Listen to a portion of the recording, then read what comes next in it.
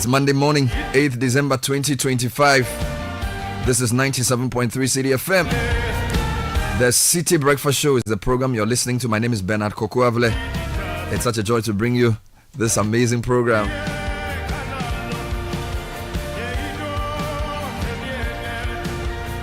All right, so one of my mentors says, wisdom is the ability to discern difference. The difference in people, the difference in moments, the difference in environment. So a wise person can discern the difference in times and seasons, in men and moments. But then he goes on to say, while wisdom is the ability to discern difference, honor is the willingness to reward difference. Honor is the willingness to. It's not enough to discern that A is better than B. You must be prepared to now give to A what is due A, and then give to B what is due B. So honor is not the same as respect. Respect knows the difference, but honor is an action. And so Lawrence, so you're saying that, well, you are worthy of my praise. It's not enough to know that he's God. You have to accord some actions to the recognition of his difference. And that response is called worship. Let me take this again. It's one thing to know the difference between people and moments and environments, but it's another thing to act in respect of that knowledge. So we honor the Lord because of who he is, not necessarily because of what he's done. We recognize his difference. There's nobody like him. That's why we start the show with worship. And we believe he's alive. The Bible says he who comes to God must believe that he is. We know and believe that he is alive. And we shall not be convinced otherwise. Welcome to a great opportunity to make a difference in the sands of time using the power of radio through sensible, intelligent conversation and discourse, asking the right questions, highlighting the correct issues. On one hand, we expose wrong. On the other hand, we reveal right. All through the power of radio. This segment is called Business Sense, brought to you by Stanbic Bank. At Stanbic Corporate and Investment Banking, we partner with businesses driving Ghana and Africa's growth. Our partnerships with market leaders in the energy, trade, and mining sectors prove that when ambition meets expertise, growth is inevitable. Call Stanbic on 0302-815-789 to speak to our CIB team, or visit stanbicbank.com.ga to get started. It's an interactive show. Send us a WhatsApp message 054-998-6996. Starting off with the news review segment.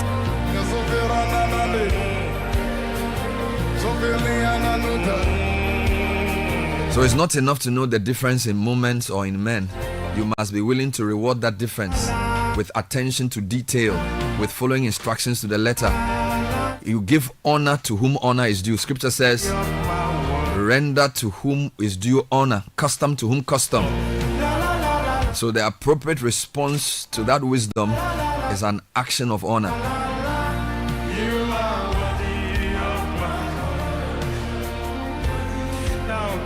We want to hear from you this morning. We want to know what's happening in your life. We want to know what you're looking forward to this week.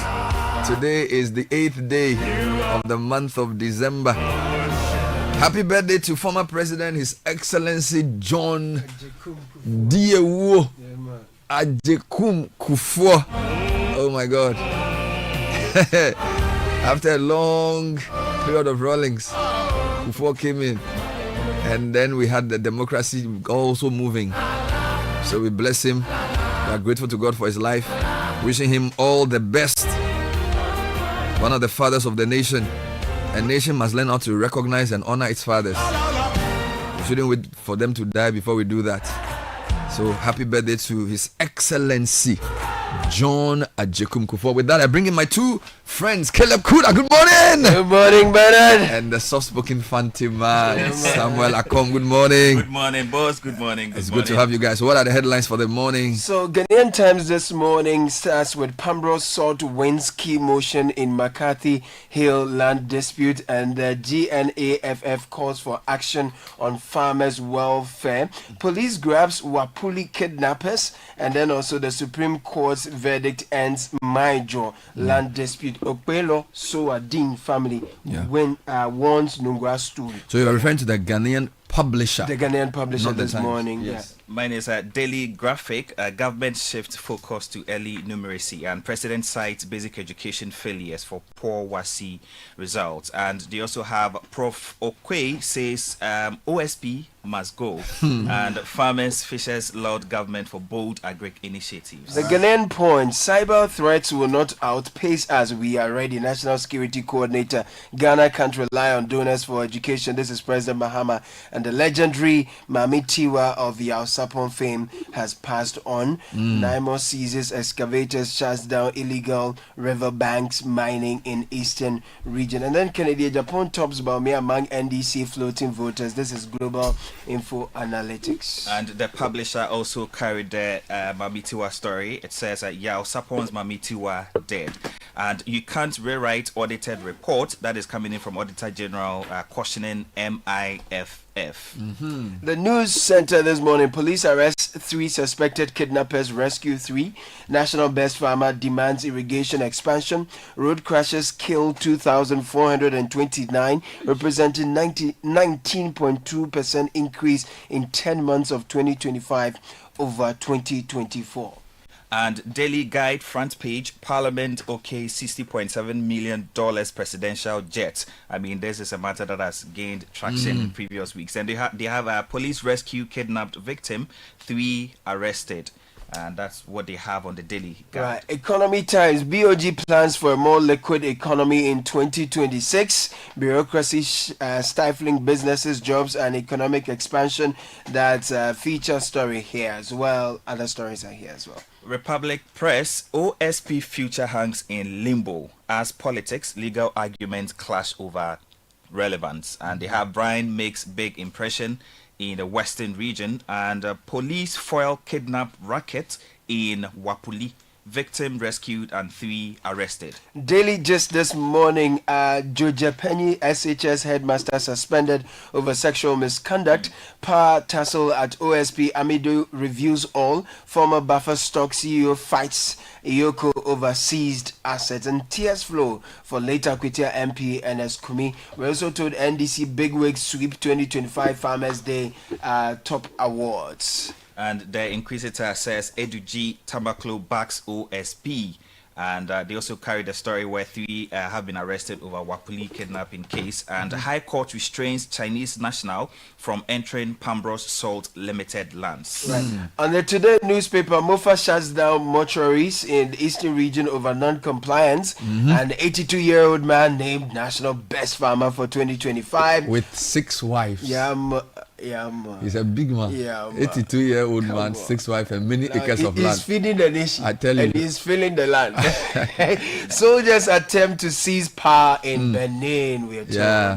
Yeah. And the Herald, $80 million military vehicles contract goes wrong. $40 million paid Israeli defense contractor, but I think the story continues there. And Sam Okujeto inheritance fraud case escalates to court of appeal.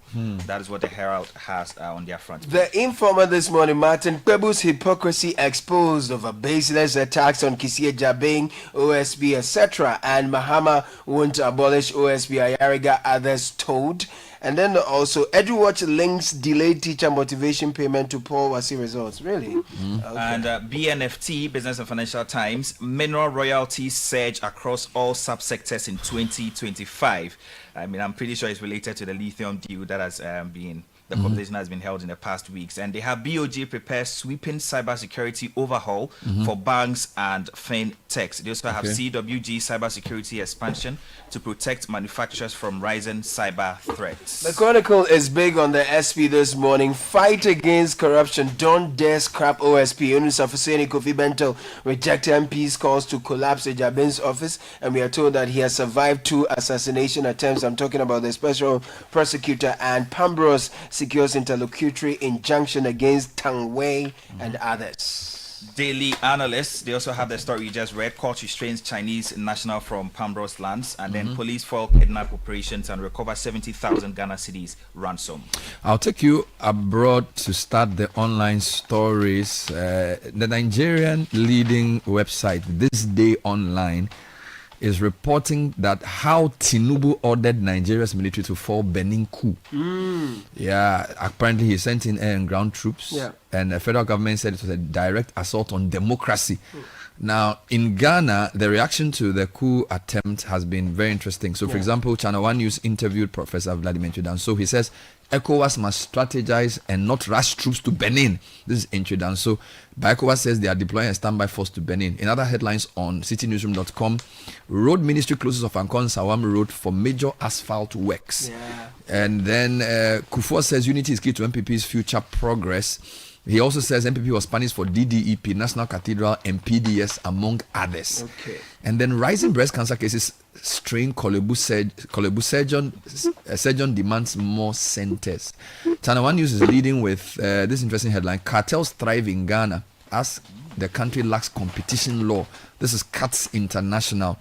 And then if you look at other headlines, suspend 2026 tariff hikes now. Far back to PURC. Mahama celebrates 2024 landmark victory, pledges to deliver on resetting agenda. And then if you go to majoonline.com this morning, reset the system, not tariffs. Fabag demands full audit before any increase. Other headlines, only punishing the public. Fabag rejects insensitive tariff hike and soaring inefficiency. Miho Mahama commends US for lifting tariffs on Ghana's agricultural exports. I'll end with two quick ones. The BBC Africa, Benin coup thwarted by loyalist troops, president tells nation. Deadly attacks on kindergarten reported in Sudan, and at least 11 killed in South African mass shooting. All right, so many stories. I don't know where you want to start from. I want to start with the national best farmer. I want to honor him. He demands irrigation expansion. So Ghana's 2025 national best farmer, Openying Abraham Kuku-Edusei, has urged the government to accelerate investment in irrigation infrastructure as the country seeks to boost food production and strengthen food security. Now, speaking after receiving the top national honor at this year's Farmers' Day celebration, 82-year-old farmer said vast agricultural potential, particularly in the Afram Plains, risks being underutilized without a reliable year-round water supply. So Openying Edusei, who has spent nearly 55 years in agriculture, said the nation could not continue relying solely on rainfall if it was determined to feed its growing population, reduce food import dependence, and achieve the objectives of Feed Ghana, Eat Ghana, and secure the future. So this was Friday, the Farmers' Day held at Ho, with a number of regional centers also holding a Farmers' Day celebration. Meanwhile, coming back to the Daily Graphic this morning. Coming back to the Daily Graphic, I was particularly looking for an agric story, but what they have is former national best farmer inspiring diasporans and youth, and I think it's related to the story you just read. But let me quickly take you to President Mahama. He says basic education failures are the reasons for the poor WASI result. President John Dramani Mahama has linked the recent decline in candidates' performance in the West African Senior High School certificate examination to what he describes as long-standing weaknesses in basic education and announced the government's priority shift towards early literacy and numeracy. He made this comment at the Doha Forum 2025 yesterday, where he said the country must turn its attention to foundational learning to correct the gaps that has made progress at the secondary level difficult. The news center has an editorial worth our attention. Reckless drivers are killing too many people.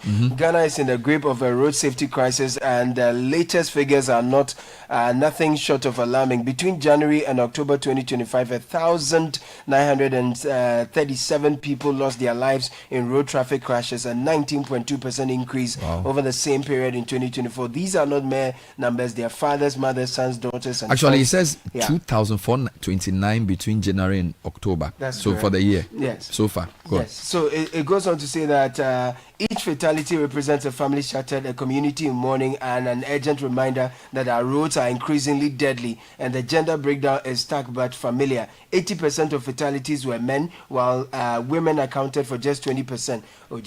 Well, analysts attribute this to men's higher exposure to high-risk travel, especially commercial driving and motorcycles. Children are also not spared. 263 children and 18 died in crashes in 10 months, translating to roughly one child for every 7 adults. Reason why this story is important is because we get to know that fatalities actually increase during festive seasons like this one. So as even we approach, close to 2,500 Yeah. killed, almost 20% increase over the same period last year. That's true. Good editor. Now, I wanted you to give me a raft of the OSP stories. Yes. So many of them. I've got a good number of them. For example, if you go to the leads with informer, them. Mahama Yes. won't abolish OSP. That's on page number 4. Ayariga others told that Mahama won't abolish the OSP. President John Dramani Mahama has sent a clear message to opponents of the office of the special prosecutor, including leading members of his party, the NDC, to stop wasting their time pushing for the scrapping of the anti-graft body, since the agenda will not see the light of day. According to him, whether personally or through their signs, he will not fall into any such booby trap by heeding to their calls to have the OSP abolished under his regime to weaken his government's fight against corruption. So President Mahama's avowed stance comes in the wake of the rather reckless crusade by political class, mostly members of the NDC, to have heads of the office demonized and the institution dissolved, with claims that it is a waste of the taxpayer having not lived up To be fair, you can't expectation. say it's just NDC people, because if you come to the Daily Graphic, for example, page 13, Professor Michael Kwe it's says the saying that OSP must go. And he's go. talking about the Yeah. office. If you read, so just give me some highlights of that. So the highlight of that, it said the leading crusade for the OSP to be scrapped is a former Speaker of Parliament, Professor Aaron Michael Quay. According to him, a special prosecutor may not be necessary at all in this republic. In an exclusive interview with the Daily Graphic, he explained that the proliferation of institutions was not ideal, calling for the strengthening of the office of the Director of Public Prosecutions under the office of the Attorney General to effectively deal with the corruption cases. So he is calling for a situation where the AG will be solely in charge of some And then the DPP will be strengthened. In that Yeah. show, they also interviewed Isana Nkuma, who had suggested ways of reforming the OSP, and then somebody from CDD who believed Also- that the OSP must just be left alone. So the story keeps evolving because there are different views being expressed on the matter. I'd like us to move briefly to Benin and then come back to Ghana. So there's an interesting Nigerian headline. So This Day Live is one of the Nigerian websites that I follow. And the Nigerian presidency is saying that their president ordered their military to fall the Benin coup. All right. And so the paper says, responding to an emergency call in a manner characteristic of the place of Nigeria on the continent, President Bola Tinubu's timely reaction to a distress call by President Patrice Talon of the Republic of Benin saved the country from the hands of rogue officers who attempted to seize power in the early hours of yesterday. Now, Tinubu, following the call for help, sent in both air and ground troops from Nigeria who helped secure the neighboring country and rallied the coup plotters, paving the way for the loyal local military men to reclaim power and restore democracy. I find this a bit troubling, but let me just continue. The federal government described the failed coup in the Republic of Benin as a direct assault on democracy, constitutional order, and the collective will of the Beninese people, who had consistently demonstrated their commitment to peaceful political transition. All right. Then ECOWAS also condemned the attempted military takeover of the government in Benin, saying the move represents a subversion of the will of the people. But Campaign for Democracy, a Nigerian-based NGO, warned ECOWAS that its routine condemnation of coups would no longer deter military takeovers unless African leaders embrace genuine good governance that would improve the life of their citizens. Now, the reason I find this interesting is that the Beninois president himself is quoted as saying that the coup was thwarted by his loyalists.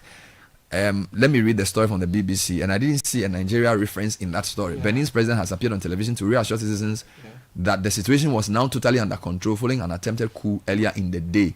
I'd like to commend the sense of duty demonstrated by our army and its leaders who have remained loyal to the nation. Patrice Talon said, looking calm during the live So there's no reference to a Nigerian intervention. That's my issue. So the government said it had thwarted the mutiny hours after a group of soldiers declared the takeover on national television. Later in the afternoon, a huge explosions were heard in Cotonou and the seat of government. They were thought to have been the result of an airstrike. Prior to the explosion, flight tracking data showed that 3 aircraft had entered Benin's airspace from neighboring Nigeria. So the BBC is reporting that the Nigerians actually did help. A spokesperson for Nigeria's president later confirmed that its fighter jets had gone in to take over the airspace to help dislodge the coup plotters from the national television and the military camp where they had regrouped. Now, ECOWAS has also then come up with some, I don't know if you've seen the ECOWAS communique, the second one they issued. condemning the coup and that they would deploy a standby force to Benin. Let me just read that quickly for you. Yeah. William now reports on Citi News that the ECOWAS has announced the deployment of its standby force to the Republic of Benin in a decisive move aimed to support the preservation of constitutional order and safeguarding the country's territorial integrity. Yeah. The decision follows consultation among ECOWAS Mediation and Security Council at the level of heads of government and is grounded in Article 25E of the 99 Protocol. So, well, Professor Vladimir Mchidanso has been cautioning Yeah. the pace at which we intervene in such situations. for me, I think that if the people's intervention has worked, Yeah. I think it's a blueprint to follow. He's That's basically all. saying that they should gather some sort of intelligence before moving in because it will affect. Well, to be fair, the when he was countries. interviewed, Yeah. it was in at the time the information was that ECOWAS said they were going to deploy a standby force, like they had said they would do in Niger and never did. But now it's quite clear that the Nigerians, I don't even think the Nigerians went through ECOWAS.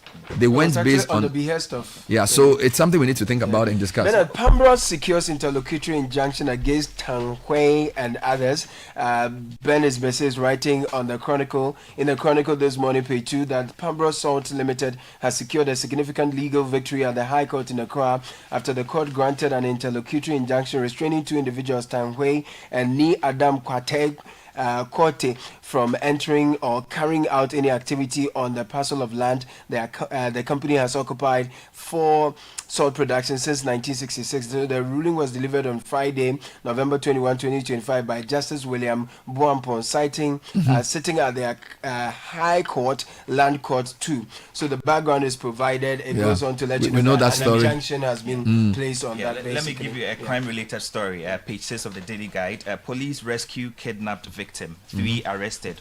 The Northern Regional Police Command has rescued a kidnapped victim at Wapuli in the Yendi district after a swift intelligence-led operation. According to the police, the case was reported to the Tamale Regional Police Intelligence Directorate on December 2, 2025 at about 9:30 a.m. with the kidnapper said to have demanded 100,000 Ghana cedis from the victim's family for his release. The Northern Regional Commander DCOP Wisdom Lavo dispatched a 5-member intelligence team from Tamale RPID to Wapuli to conduct a surveillance and rescue operations, and this led to the victim being successfully rescued on December 5. The Herald has an editorial: reckless overreach should not be grounds to scrap the office of the special prosecutor. So they say the office must not be touched. They also have an interesting follow-up on a story they've been working on. $80 million military vehicle contract goes wrong. The Herald has obtained further details of a controversial $80 million contract for the supply of 19 armored personnel carriers awarded by the President Akufo-Addo administration to Israeli defense firm Elbit Systems, raising fresh fears that Ghana could lose at least $40 million in public funds. Findings indicate that Ghana already lost $40 million advance under a credit facility, with the remaining 40 also at risk unless the Mahama government urgently renegotiates the deal signed under the tenure of the former defense minister Dominic Nito.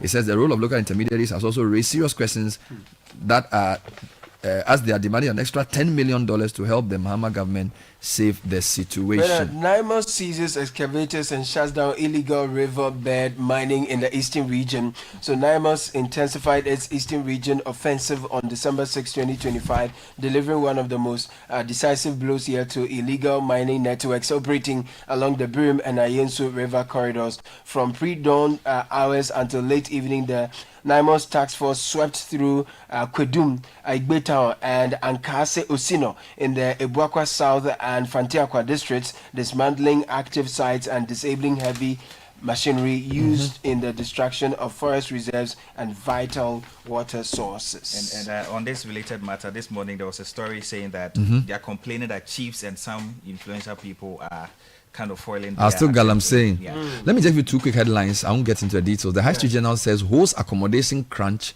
shows massive untapped business potential. I was in Ho this weekend. I have a whole story to tell on my drive back. But the story is looking at the accommodation is very expensive, particularly for students who are in Ho, some of the investors and who want to start life. And then Ghana EU partnership indispensable as Sahel instability deepens. This is the EU envoy speaking. Let me take you to the publisher, page 3. It says, no way, you can't rewrite 2024 audited report. And this is, the Auditor General has declined a request by the Minerals Income Investment Fund, MIIF, to rewrite and alter financial statement and input submitted for the 2024 financial year audit. The said audit report and financial statement for the year ending December 31, 2024, which is binding and ready for statutory publication, was signed by the board chairman and chief executive of MIIF on June 26, 2025.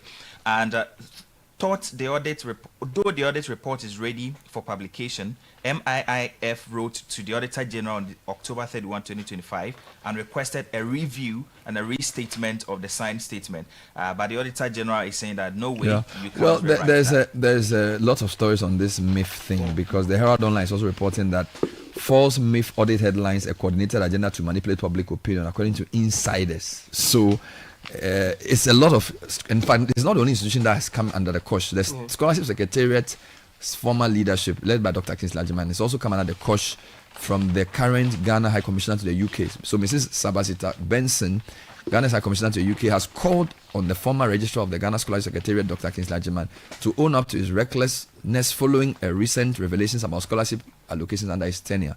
Zita's comments come after public concerns resurfaced when a group of Ghanaian PhD students studying in the UK petitioned the British Prime Minister, Sir Keir Starmer, to intervene in what they describe as worsening financial crisis caused by unpaid scholarship funds from the Ghanaian government. The students, numbering about 110 in their petition, appealed to the Prime Minister's office to engage Ghanaian authorities diplomatically to ensure that overdue payments are released. Now, the High Commissioner is blaming the former administration's management of causing a £32 million debt that has left many Ghanaian students stranded. 32 million pounds, oh my brother. 32 million. I'm not gonna lie you. So it's according to Zita, and of course Dr. Agyemang is MP for Ebuakwa South. He said he inherited liabilities of 230 million cedis in 2017, equivalent to $54 million. Yet no student was ever sent to under his administration, but chose not to make it a public spectacle. So it's a war of words it's been back and forth between the two, and that's what it is. The newspaper review segment was brought to you by Fidelity Bank.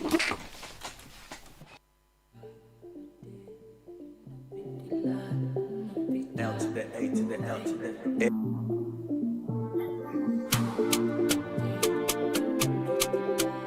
Oh, jump on now. Go. Ah, go me. At what time when you can't park where I don't hear the sound of your car? Why you buy new car? No, I don't change my car. It be the same ride. It be the fuel way I change. Way one shouts it. Ever since I started using the all-new Excellium Premium Fuel, fortified with 3-in-1 action. Oh, Joe, now my car they run like electric car. No, it's so. This is the type of fuel where they want to. Because now engine they cost. Where they want for way if I buy it, it go protect my engine. And with the small way I buy, I go drive, sir. Absolutely. It's like strapping a turbocharger to your engine and giving it a protector. And what they bust my mind, Seth, be the 3-in-1 action, no? Excellium, they prevent up to 99% of deposit. It be anti-wear, some be anti-corrosion. Won't pay when I open them. Hey, so where can I find this magical fuel? Just head over to any Total Energy service station and your car will thank you. Hey, then make a finish my gobe fast, then rush go Total Energies. My friend, but why you hand my gobe inside? I give you info. Make a fill the gobe too small. Go. Excellium is designed to protect your car engine, decrease fuel consumption, and lower CO2 emissions. Don't say fuel, say Excellium. Choose Excellium, choose quality. Sika boom. Fidelity Bank say save and win. Muntio. Sika boom. Just deposit and begin. Every 500 CDs you keep for a month, you get 1 point all at once. More deposits gets more points in. More points, more cash you feel win. How many points? 1 point every 500 CDs. What if you win? 5,000 CDs monthly. And the grand prize? Hey! 100,000 Ghana CDs. Don't wait. Visit any Fidelity branch or agent nationwide to deposit in multiples of 500 CDs. The more you deposit, the better your chances to win 5,000 CDs monthly and 100,000 CDs in the grand draw. Terms and conditions apply. Win with us. Fidelity Bank, believe with us. Sika boom. This is an NLA approved promo, now running on the Caritas Lottery platform. This is the Citi Breakfast Show, the city's biggest conversation. City Business News with Shiba Arababini. Good morning, Shiba. Good morning, Bernard, and good morning to you out there. Welcome to the breakfast edition of Citi Business News. This bulletin is brought to you by MTN, EcoBank, and Valex. I am Shiba Araba Benin. Coming up, pushback over utility tariff increases. We hear from consumers and businesses who cite already stretched tight budget. Also coming up, Bank of Ghana to rebalance foreign reserves with partial gold divestment to mitigate volatility risk. Much later, GWM enters premium off-road segment with unveiling of Tank 700 in Dubai. Grateful for your time. Details of our stories now. Ghanaians are reacting strongly to the Public Utilities Regulatory Commission's approval of new electricity and water tariff increases set to take effect in January 2026. Many consumers say the timing is harsh and inconsiderate because households are already struggling under persistent cost of living pressures. The new adjustment meant to help utility providers cover rising operational costs and maintain service reliability, but some households warn that any further upward review risks deepening financial strain, especially as food, transport, and rent continue to weigh heavily on family budgets. The PURC announced a 9.86% increase in electricity tariffs and a 15.92% upward adjustment in water tariffs as part of its multi-year review covering 2026 to 2030. But for many consumers, this announcement has come at a difficult moment. They're increasing it will not help us at all because we are struggling now. Money is not in the system and also I think the government should do something about that. Others question the justification for the hikes, saying the PURC and the utilities have not demonstrated real improvement in service quality to warrant higher tariffs. There are no jobs. I've been jobless for almost a year now. So increasing tariff like that is actually going to affect me and the people that I take care of. As I speak to you right now, I don't have water in my house. So if I'm paying for something or increment is coming on something that I'm not getting in my home, definitely it's going to be something very disturbing. For patients, government must tackle the root causes of rising utility tariffs, pointing to illegal mining and its damage to water bodies, which she says ultimately pushes tariffs up for consumers. People are destroying our waters and our land. So it's supposed to focus much on those things, like put a stop to it. Because the places that they have been doing like that, those illegal mining and other things, like the complaints from that place are too many. So he's supposed to focus on those things, not on increasing in like water bills and electricity and other things. You heard consumer Patience Awudu ending that report filed by Citi Business News' Emmanuel Opon. Still on the tariff hikes, because the Food and Beverages Association of Ghana, FABAG, is demanding an immediate suspension of the planned utility tariff increases scheduled for January 1, 2026. The association argues the move will worsen the already severe cost pressures confronting businesses in the sector, describing the decision as unacceptable, unjustifiable, and insensitive, as many SMEs simply cannot absorb any additional cost burdens. John Awuni is executive chairman of FABAG, and he's been speaking to Citi Business News. Businesses are already under severe cost pressure. So this increase will force many businesses, especially SMEs, to shut down, reduce unemployment, or increase tariffs. The mass level of unemployment in this country does not warrant tariff increments. Industry really needs support from the government, special tariffs for industry, so that they can be able to grow and be able to absorb the teeny youth of Ghanaians that are waiting to be employed. We cannot continue to punish industry, punish the ordinary Ghanaian with tariff increases on the altar of ECG's incompetence. You had Executive Chairman of FABAG, John Awuni. Now, Ghanaian businesses should consider turning their attention to Guyana, where new investment opportunities are opening up. It comes on the back of the signing of the major offshore oil block deal by Ghanaian-owned oil and gas company Cybel Energy. The deal for the shallow water block S7 is expected to be signed on Tuesday in one of the world's fastest-growing petroleum frontiers. This opens up opportunities for firms in support services to tap into the Guyanese market, which continues to attract global players. President of the Ghana Chamber of Commerce in Guyana, Stanley Amatefield Jr., tells Citi Business News that the chamber is prepared to assist Ghanaian businesses for global expansion.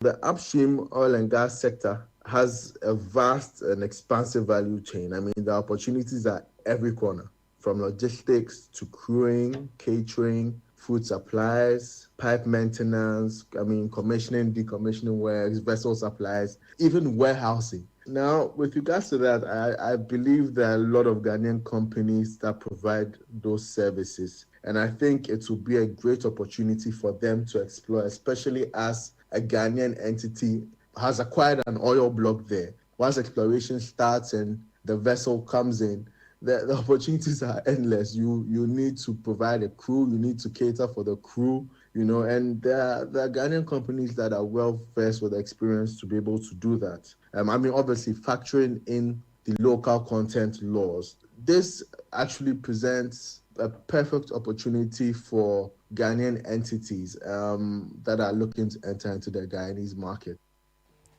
You heard President of the Ghana Chamber of Commerce in Guyana, Stanley Amatefield Jr. Away from that, China's GWM has unveiled its flagship tank 700 in Dubai, deepening its push into the Middle East and Africa as it positions the SUV as a new competitor in the premium off-road segment. Emmanuel Opon reports from Dubai.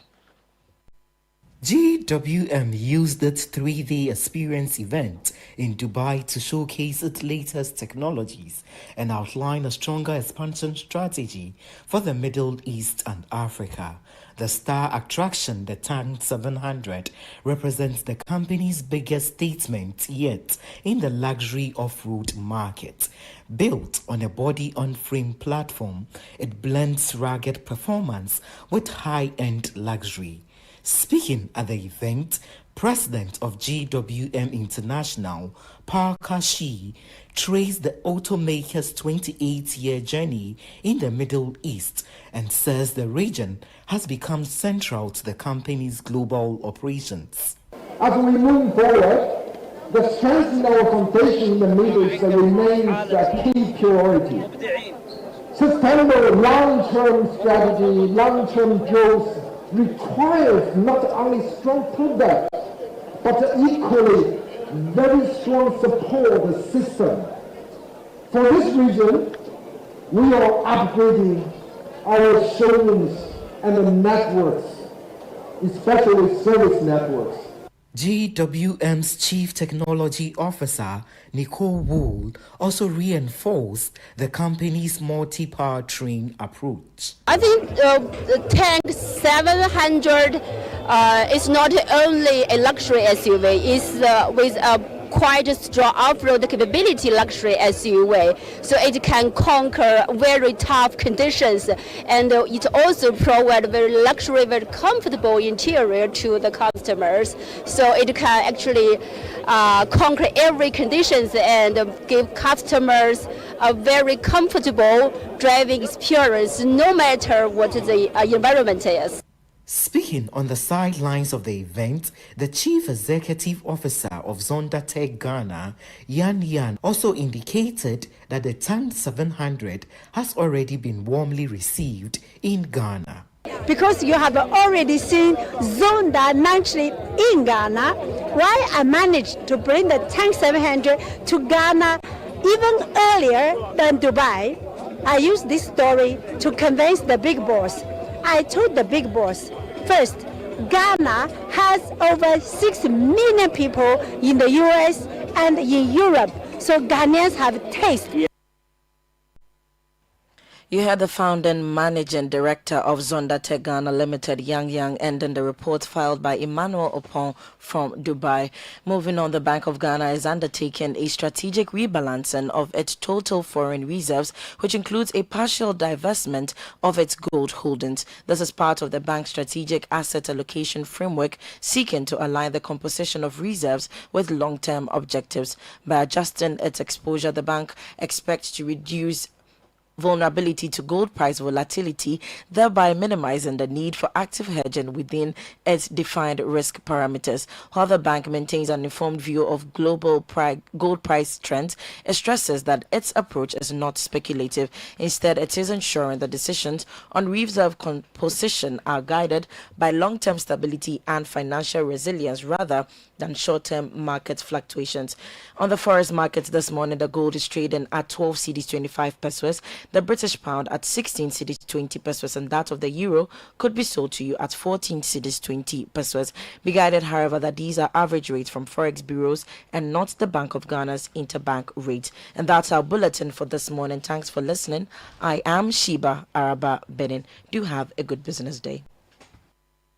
We asked Ghanaian business owners what they want from Old Mutual. I want insurance and pension solutions that will protect my employees. Your business growth is our business. For 180 years, we have partnered with businesses to protect and grow their most valuable assets. From tailored group life assurance protection to affordable pension plans, we've got your business and your employees covered. Contact your broker or call Old Mutual on 0509 551 609 today. Old Mutual, do great things every day.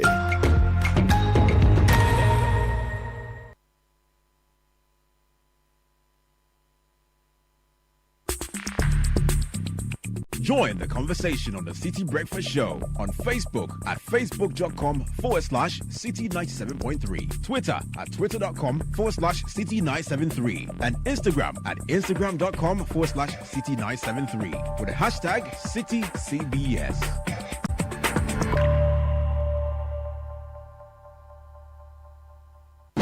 The City Breakfast Show.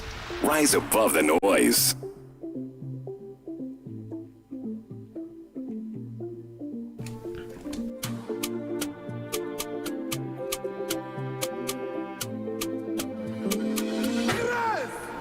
You know that feeling when it's Christmas and everyone is home, you buy data in the morning and before 6 p.m. everything is gone. You buy another bundle and before the day breaks everything is whoosh. It's vanished. You start wondering if the family is drinking data for breakfast, lunch and supper. You see, it's not their fault. You don't have unlimited data. That's why you need MTN Fiber this Christmas. It's fiber, it's unlimited, it's fast and it's on fire. This season, put your home on or business on MTN Fiber and enjoy a special range of packages for new users plus even better offers for existing customers. Here's a bonus. First 60 customers to sign up will receive vouchers from MTN. For new customers, just log on to the My MTN app, tap more and request for broadband to check availability in your community or dial star 5057 hash and follow the prompts. MTN everywhere you go. We'll bring you kickoff shortly. That's brought to you by Lesheho, Polytank and Shell. Lesheho Ghana is 15 years old. Thanks to you, customers, family and community partners. You've made this journey possible together. Lesheho is looking forward with confidence that lives will improve. So simply call or WhatsApp Nana on 02700 4799 for any of our financial solutions. Lesheho Ghana, 15 years of improving lives and still counting. So Polytank is giving you something amazing this festive season.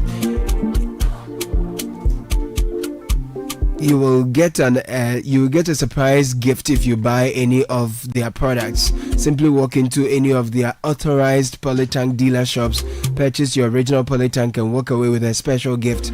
It gets even better with the Sumo or Sumo Super model because you get an additional gift for the kids in school. Remember, Polytank comes in 4 trusted models: Hippo, Rambo, Sumo and Sumo Super. Buy from our authorized dealers only. We do not request for Momo payments online. Buy from original dealers, please. Polytank, Papa Nono. Now, you fueled every journey with Shell is now for Shell to reward you with free fuel from the new and improved Shell fuels, designed with additives that deliver efficiency, cleaning, protection, and performance for your car. That is better by far. Every time you top up with 300 Ghana cedis or more worth of new Shell fuels, you get an opportunity to win 1 month, 3 months, or 6 months and 1 year's value of the new and improved Shell fuels. That's more fuel and more savings for your pocket. Promo runs from now until 28th February 2026. Terms and conditions apply. New and improved Shell fuels, simply better by far. Benjamin Nketia is here for Monday morning's kickoff.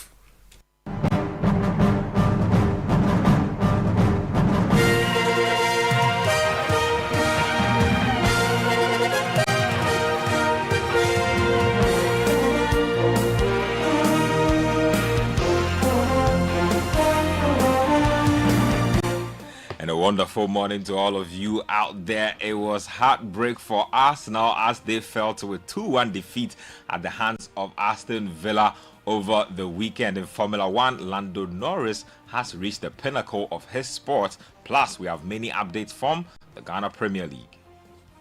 Daniel Marlon, Rogers, Sancho, Tielemans denied, Buendia denied, Buendia again, Camera has a go, chaotic scenes, Buendia wins it for Aston Villa with the final kick of the game. Wow, incredible last moment of the game. I wondered whether anybody out on the field, there's so many tired legs, whether someone could just provide a teammate with a... All that and more coming up on Kickoff, which is proudly brought to us by Shell, Go Well, Zonda, GH, Politan Ghana, and Let's Share Ho, Let's Improve Life. Let's begin with some World Cup related stuff and following Ghana's placement in Group L alongside England, Croatia and Panama. The 2026 World Cup draw was done on Friday. The coaches have been speaking. Let's first hear from Croatia head coach Zlatko Dalic, who says facing Ghana is nothing special as long as his team plays to instructions. About Ghana, I know my friend Asamoah Gyan.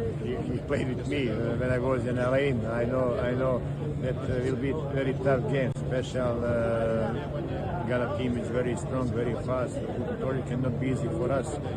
We must do everything checking this team. I know your ambition also pass group stage is our goal, our target, and then go step by step. Not be easy. Maybe will be a little bit easy. Will be tough game in the group stage. We'll know too much things about the next step. But full respect for Ghana team. I know they're not be easy opponents. Head coach of Croatia, Zlatko Dalic speaking. Let's go on to the camp of the Black Stars and head coaches Otoado. He remains confident, saying that on any day his side can beat any team in the world. We take it match by match. We want to win every match, this is for sure. And like I said, once we get a good start, then anything is possible. On a good day, I know we can beat everyone, but I know also we can lose against all of those teams, also Panama. We underrate them, so we have to be prepared well, and we will prepare ourselves well. We will study the last games of each on every team, and we see and we take a closer look on their strength, but also their weaknesses, and try to prepare as possible. Black Stars head coach Otoado. Let's now get to the camp of the Three Lions and hear from England head coach Thomas Tuchel. He had a few things to say about Ghana and the group in general. The priority could be like having a small hotel just for us to privatize, having good training facility, don't need to travel and play in 24 degrees, so it was just not happening. We will find I'm convinced that we will find a good solution that ticks a lot of boxes. Like I just said, I think the distances between the venues and the possibilities that can occur during a tournament, against whom you play and where you play, they're just too big to have the feeling, okay, we covered all options. We will just need to be flexible in our mindset and control what we can control. So you heard Thomas Tuchel, head coach of England's Three Lions, sharing his thoughts. Let's get on to the Ghana Premier League match week 13, and there was plenty drama in the Ghana Premier League. On Friday, 11 Wonders were beaten by 2-0 by Swedro All Blacks. Now on Saturday, Nations FC edged Hearts of Lions by 2-1. After the game, veteran head coach Bashir Hayford blamed his players' complacency for their defeat. I was very, very happy with the performance from the beginning to maybe the quarter of the second half. And something I've been drumming home showed up in my team. When complacency meets determination, it is always determination that carries the day. And some of my boys try to show that they are Oga. And for me, if you grow feathers like that, I will just plug it one by one. That is what caused that. They were so complacent in the game. No matter what you told them, they were not taking it. So I think that was what caused that. Apart from that, they played very well until they found out that we were leading, or maybe we were above them, and they started showing some signs of complacency. So we'll go back and work on that. Hearts of Lions head coach Bashir Hayford on Sunday. FC Samatex beat defending champions BBN Gold Stars by 2-0. Dreams FC also secured a 2-1 win over Bechem United. Vision FC were held to a goalless draw by Young Apostles, and Hoho United shocked Asante Kotoko, winning by 1-0. Now, after the game, Kotoko head coach Karim Zito expressed disappointment in his team's performance and also apologized to the fans. I'm disappointed in our first half performance. I wasn't happy at all. And they had a good free kick and it resulted into a goal. So there's nothing wrong about the free kick. But I think we didn't play well the first half. To be honest with you, we were tactical indiscipline. Because when you look at our game all the time, we create chances, we don't score. So most of our training of late is about goal scoring. Then why didn't you score? Why do you wait till you've been scored before you try? So today I'm very, very disappointed, and I'm very sorry. I'll use this opportunity to apologize to my team supporters that we are sorry. We are sorry. And we'll make sure that we'll make the amendment. Asante Kotoko head coach Abdul Karim Zito. Now, Adriana Stars played out a goalless draw against Basake Holy Stars, and then Karela also beat Hearts of Oak by 2-0. Mediama Sporting Club claimed a 2-1 victory over Young Apostles. Now, when you go to the league table, Mediama top the table, 26 points. Adriana second on 24. And then you have Heart of Lions on 23 in third spot.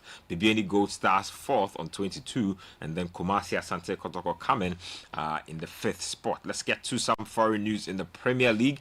Big results across the board over the weekend. Aston Villa stunning Arsenal by winning 2-1. Everton impressed with a 3-0 victory over Nottingham Forest, and Newcastle United edged Burnley by 2-1. Manchester City closed the gap on Arsenal to just 2 points by beating Sunderland by 3-0, and then Tottenham Hotspur also beat Brentford by 2-0 at the Vitality Stadium. Chelsea were held to a goalless draw by AFC Bournemouth. Leeds United and Liverpool also played out a thrilling 3-3 draw, and then on Sunday, Brighton and West Ham shared the points in a 1-0 draw, while Palace beat Fulham by 2-1. Later tonight, Monday Night Football, Man United face bottom of the league Wolverhampton Wanderers. That should be interesting. Let's finish off with some Formula 1, and Lando Norris is the 2025 Formula 1 World Champion, the title he claimed with a third place finish at the season-ending Abu Dhabi Grand Prix over the weekend. Now, while Max Verstappen won the Abu Dhabi Grand Prix race, Norris's podium finish was enough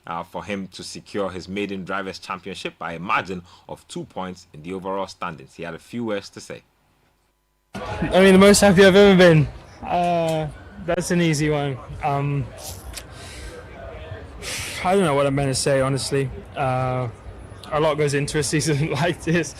Yeah, I mean, today, you know, P3 is all I needed to do. Of course, I would have loved to do a bit better, but I was happy with that. And yeah, it's never a straightforward race. You know, there's a lot of stuff that plays on your mind into a race like today, especially when I'm up against two of the other best drivers in the world.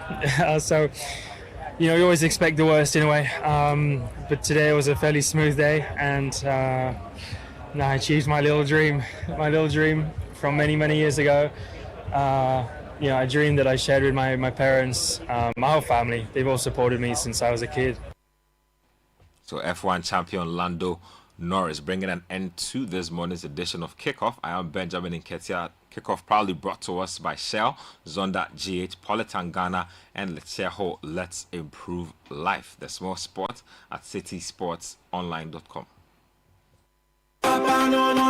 This festive season, Polytank is adding extra sparkle with surprise gifts just for you. Simply walk into any of our authorized Polytank dealer shop. Gets even better when you choose the Somo or Somo Super model, because you get to receive an additional gift for the kids in school too. Now, that's what we call double. Remember, Polytank comes in 4 trusted models: Hippo, Rumble, Sumo, and Sumo Super, with each build with a guaranteed quality Ghanaians have trusted. Choose Polytank. It's the original and always the best. This offer is only valid this festive season. Polytank, Papa no and Kasa. Today, we hit the streets to ask Ghanaians, what would you do with free fuel for 1 year? Oh, road trips with the girls every weekend. That's extra savings to help fix my car.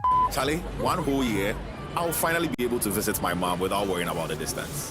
This season, it's feeling after filling from Shell with new and improved fuels, so you can do the things you love. Buy 300 Ghana cedis or more worth of new and improved Shell fuels and stand a chance to win free fuel for 1 month, 3 months, 6 months, or even 1 year. It's time to try the new and improved Shell fuels with additives that deliver efficiency, cleaning, protection, and performance. Don't miss out. Fill up with new and improved Shell fuels and get rewarded. Promo runs till the 28th of February 2026. T's and C's apply. New and improved Shell fuels. Simply better by far.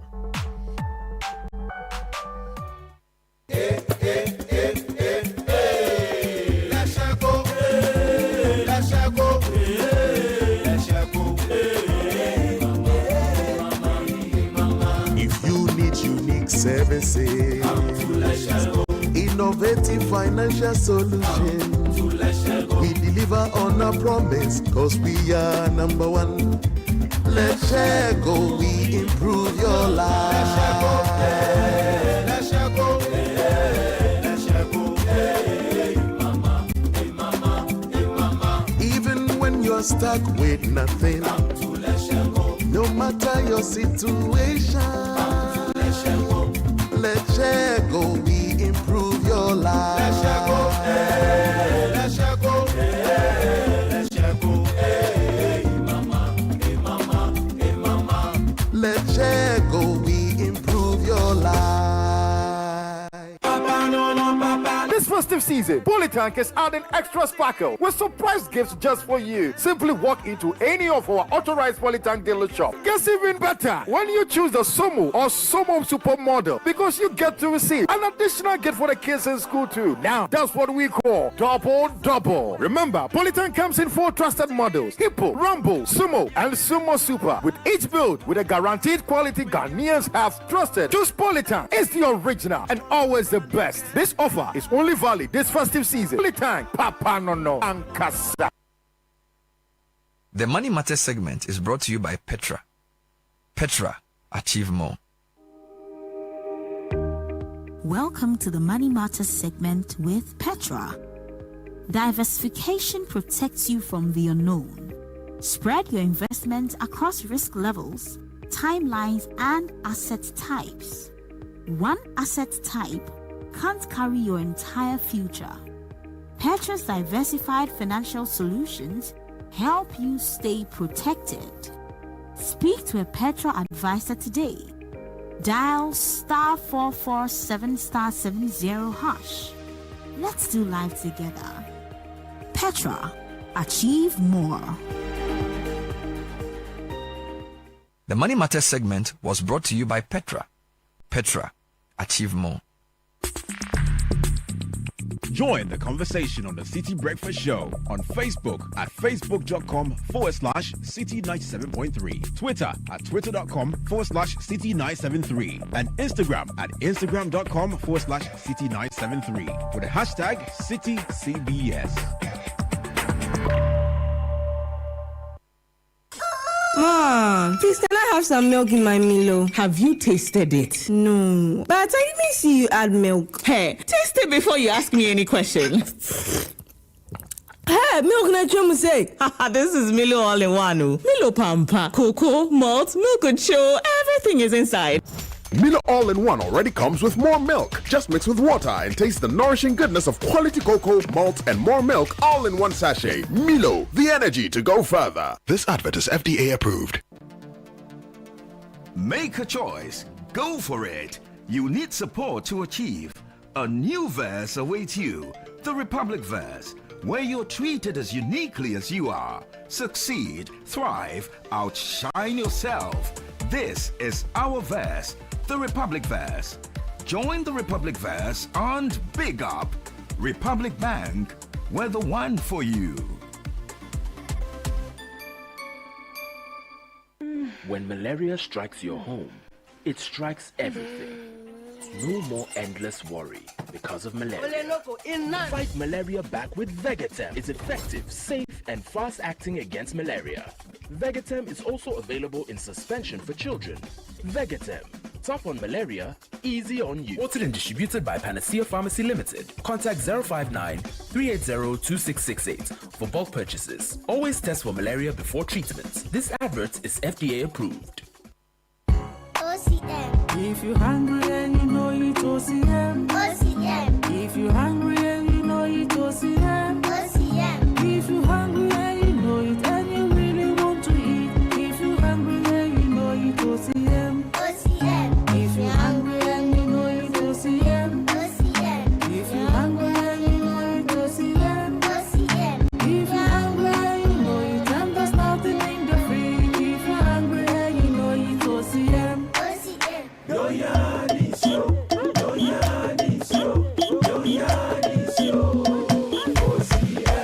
OCM cereals comes in 3 varieties: wheat, oat, and rice.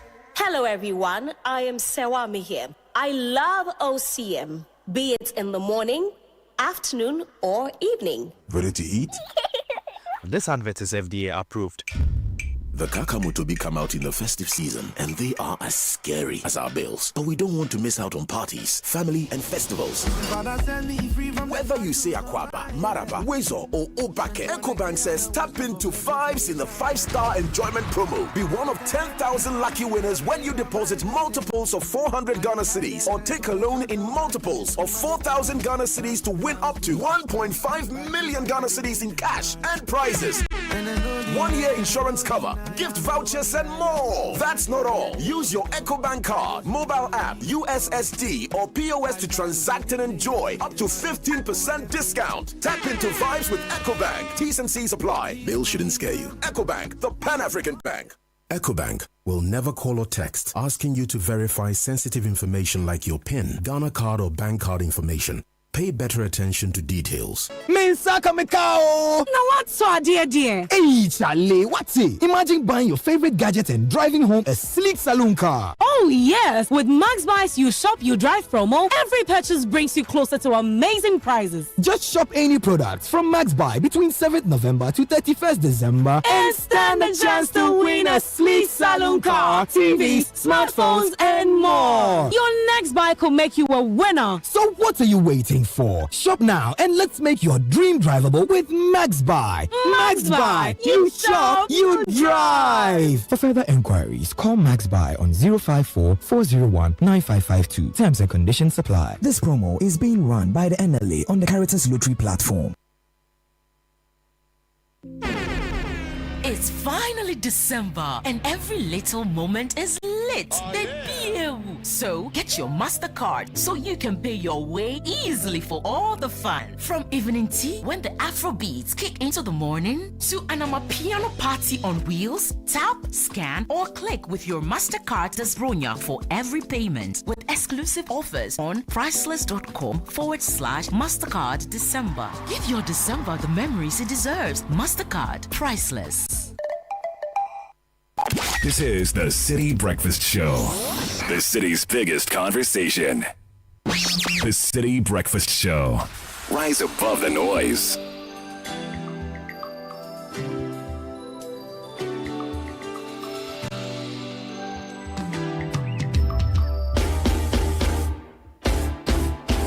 dance ni na new. Eye ankasa don na me don wo. Na eba no say no don queen na me medin you.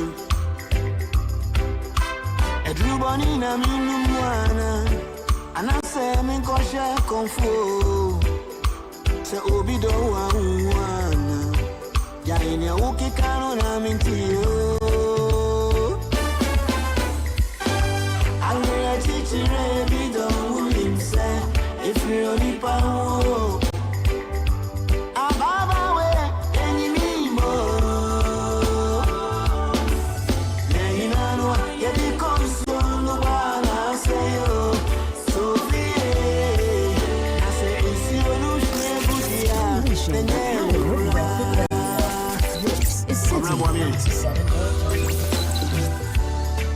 Aminti odasino Elambuso nameti odasi Afi endese ekikimia Afi na uko Dowi walai talai Be kwaya ajiwana Yonfeno kwaye wo Sema funwa kachirabio Na mimpa ucha na nyesa ejayo Wa Go Aluna chichire mido ulimse If you need power Kwa mena tuwe Ababa we Eni mimo Einano Yedi konsolo wana seyo Sofie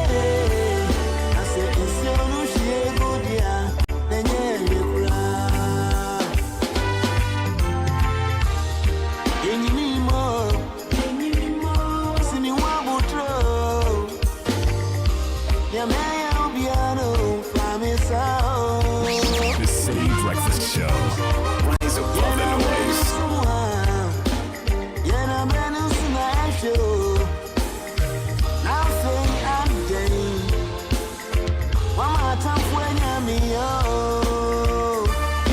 Seven 38, 97.3 Citi FM, and the name is Akwabwa. One of our acts for Situation, December 24th, at the Good Park. It's an all-white party that has become the mainstay for the December season.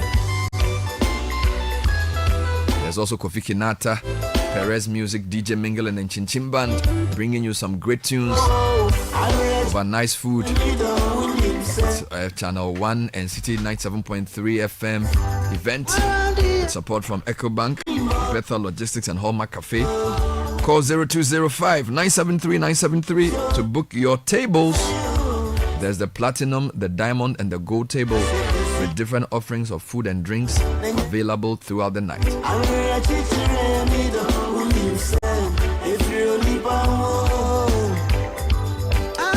Meanwhile, we're wishing a happy birthday to Chief Inspector Michael Kwajo Hosu of Atadeka.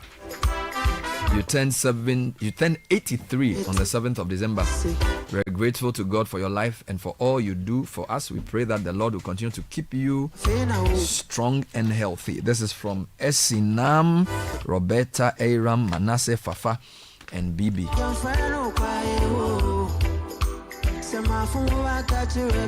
Happy birthday to the group CEO of Jewel Energy Limited, Engineer John Oseusu.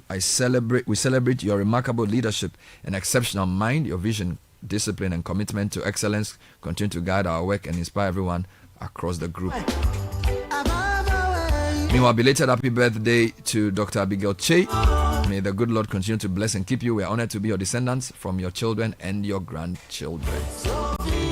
And as already mentioned, the former president of the Republic, John Ajikun Kufuor, celebrates his birthday today. Wishing him the best of the day. Senior. Yes, Senior Kufuor, definitely Senior J. Kufuor. Meanwhile, the message is coming to Mavis Love Ayesu from Emmanuel Agojo inside Adenta. Happy birthday to you. Birthday request on the show, proudly sponsored by the MasterCard. With MasterCard, you can switch and make payments without physical cash. You can tap, you can scan or insert your card. You can do this even locally or internationally with the power to make payments on the go. Leave cash in the past, go to your bank and switch your MasterCard today to be on your way to something truly priceless.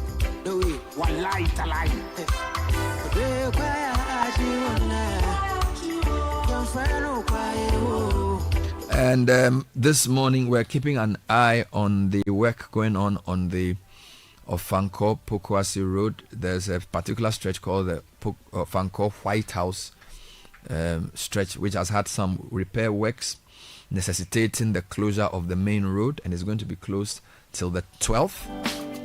So if you're in traffic on that road, let's know how the traffic management is going. Interestingly, we will not necessarily start from Ghana today. I think we need to talk a bit about Benin Republic. So I'm going to bring you some quick highlights from the country.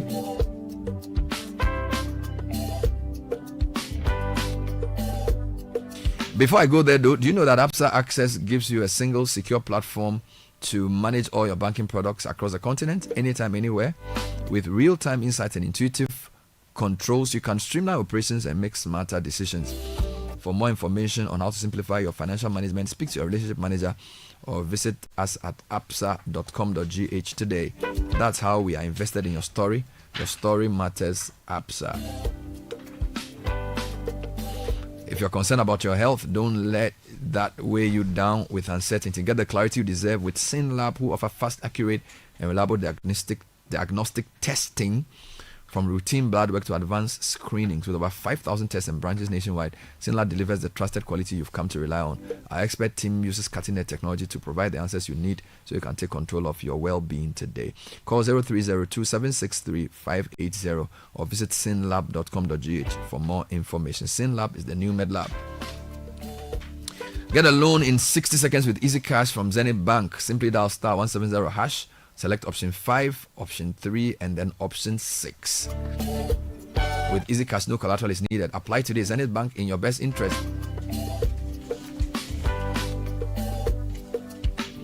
If you're planning that big end-of-year service or a must-attend event with Wiggle Vision's voice and SMS, you can reach thousands of people in just seconds. Send personalized voice messages, instant reminders, event updates and registrations, confirmations, all with one click. No internet, no problem. Wiggle's reliable USSD voice and bulk SMS keep everyone connected anytime, anywhere. Call 054-664-1768 or visit frog.wiggle.com.gh for more information.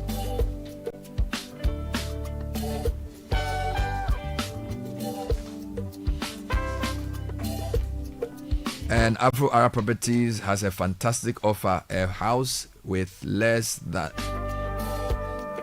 market prevailing interest rates. Yeah, we have 1, 2, 3, and 4 bedroom homes at East Legon Hills, Santo, Ashaliboche, Tema Community 25, Old Ningwa, Masaman, Apollonia, Major, and Co. Call 055-1753-231 or visit afroarabproperties.com for more information.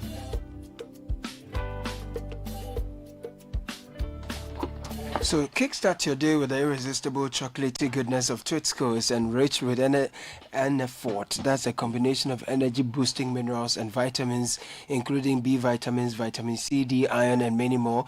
It goes for 2 Ghana cedis. Give yourself and your little ones a treat. Don't wait. Grab Twitsco now and power your dream. Now, we all know that all the 10 weeks of January can be tough, but not this time. With the SG Ghana Visa Festive Cash Back promo, SG Ghana is giving you every reason to enjoy the festive season without worrying about the new year. Between now and the 31st of January 2026, use your SG Ghana Visa card for all your transactions. Make at least 5 transactions totaling not less than 2,000 Ghana cedis and stand a chance of winning your share of 120,000 Ghana cedis in the grand draw. The more transactions you make, the better your chances of winning. So spend with confidence this festive season, and January might just reward you. SG Ghana Visa Festive Cash Back promo.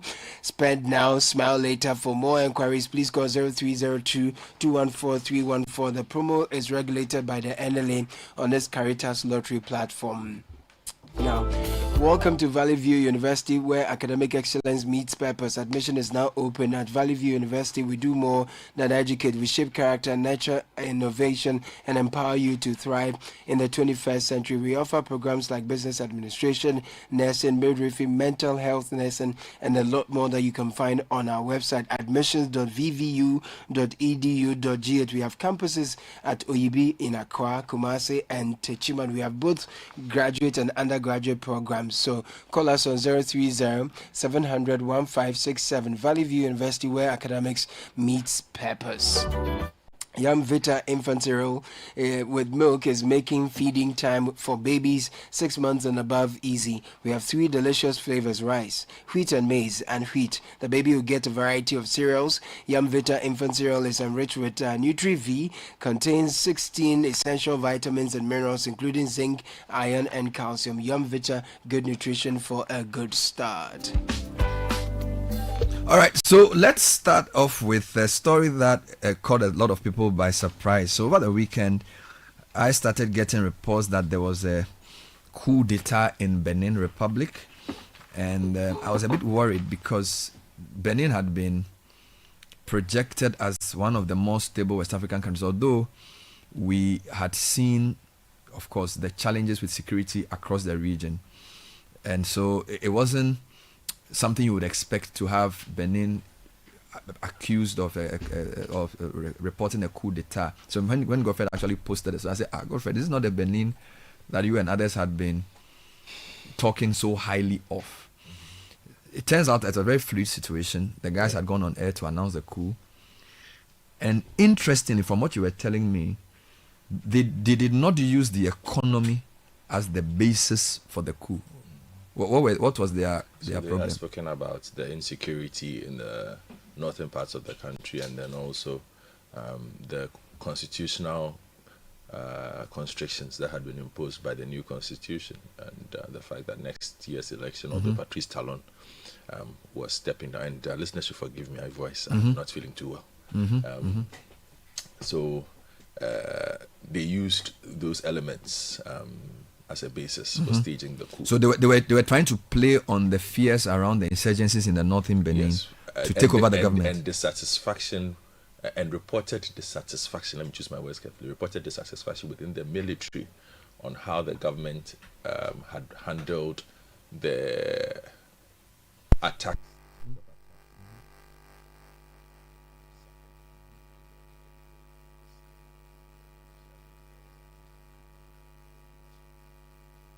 70 soldiers were killed. It was the worst. Are you serious? Yes, worst attack by insurgents. On 70 soldiers were killed. But when initially the Beninois government reported the incident, they reported that only 8 soldiers had been killed. So there was underreporting before it was later on revealed that more soldiers had been killed, which was also confirmed by the Beninois government then, who said that, look, they had lost more people than they had initially reported. And so there had been reports that some elements of the army were dissatisfied with the fact that proper accounting of the losses that they were suffering was not being done, and that the families of those who had passed away were not looked after, and all those elements had been used in there. But what is pretty clear, again, from what happened yesterday is a very fluid situation, as you said. Initially reported that 8 soldiers took over the national broadcast station. By mid-afternoon, it looked like the situation was changing because general business was ongoing in large parts of Cotonou and Porto Novo. By evening, the situation looked to have completely flipped when we started seeing elements of the government speak, and Patrice Talon later on addressed the nation to say that, look, this and this is what had happened, and that they were still in control. Some elements had been arrested. I think we are still awaiting updates as to whether the main person, the colonel, who is reported to be the leader of this, has also been arrested or not. But they seem to have dealt with the situation, at least for now. We will deal with a couple of things as the story develops. So yesterday on the CNR, our evening news, we called informer dean and director of academic affairs of the Ghana Armed Forces Staff and Command College, Professor Vladimir Chudanso, and for his initial reaction on the issue. So I think that the questions were threefold, all right? So why are we getting these coups? Of course, they are all different. I think he explained the three types of coups. That there are some coups which are even constitutional coups, because the interviewer had mentioned Niger, Mali, Guinea, and then other parts of the Sahel region, and then mentioned Benin. And then Chilanso says there were three types of coups, one of which was what he calls the constitutional coup. And he actually was concerned about what's happening in Ivory Coast, where someone would try and change the constitution and use them. So he calls the democratic coup in a way. Then, of course, there's the one that's security type, where people are insecure and therefore there's that type of thing. And then the one that's tried to happen. So let's hear him. And then he also did comment on the ECOWAS position. Now, before I play his audio, let me bring you what ECOWAS said. So initially, ECOWAS condemned the coup, as they would certainly do for each announcement.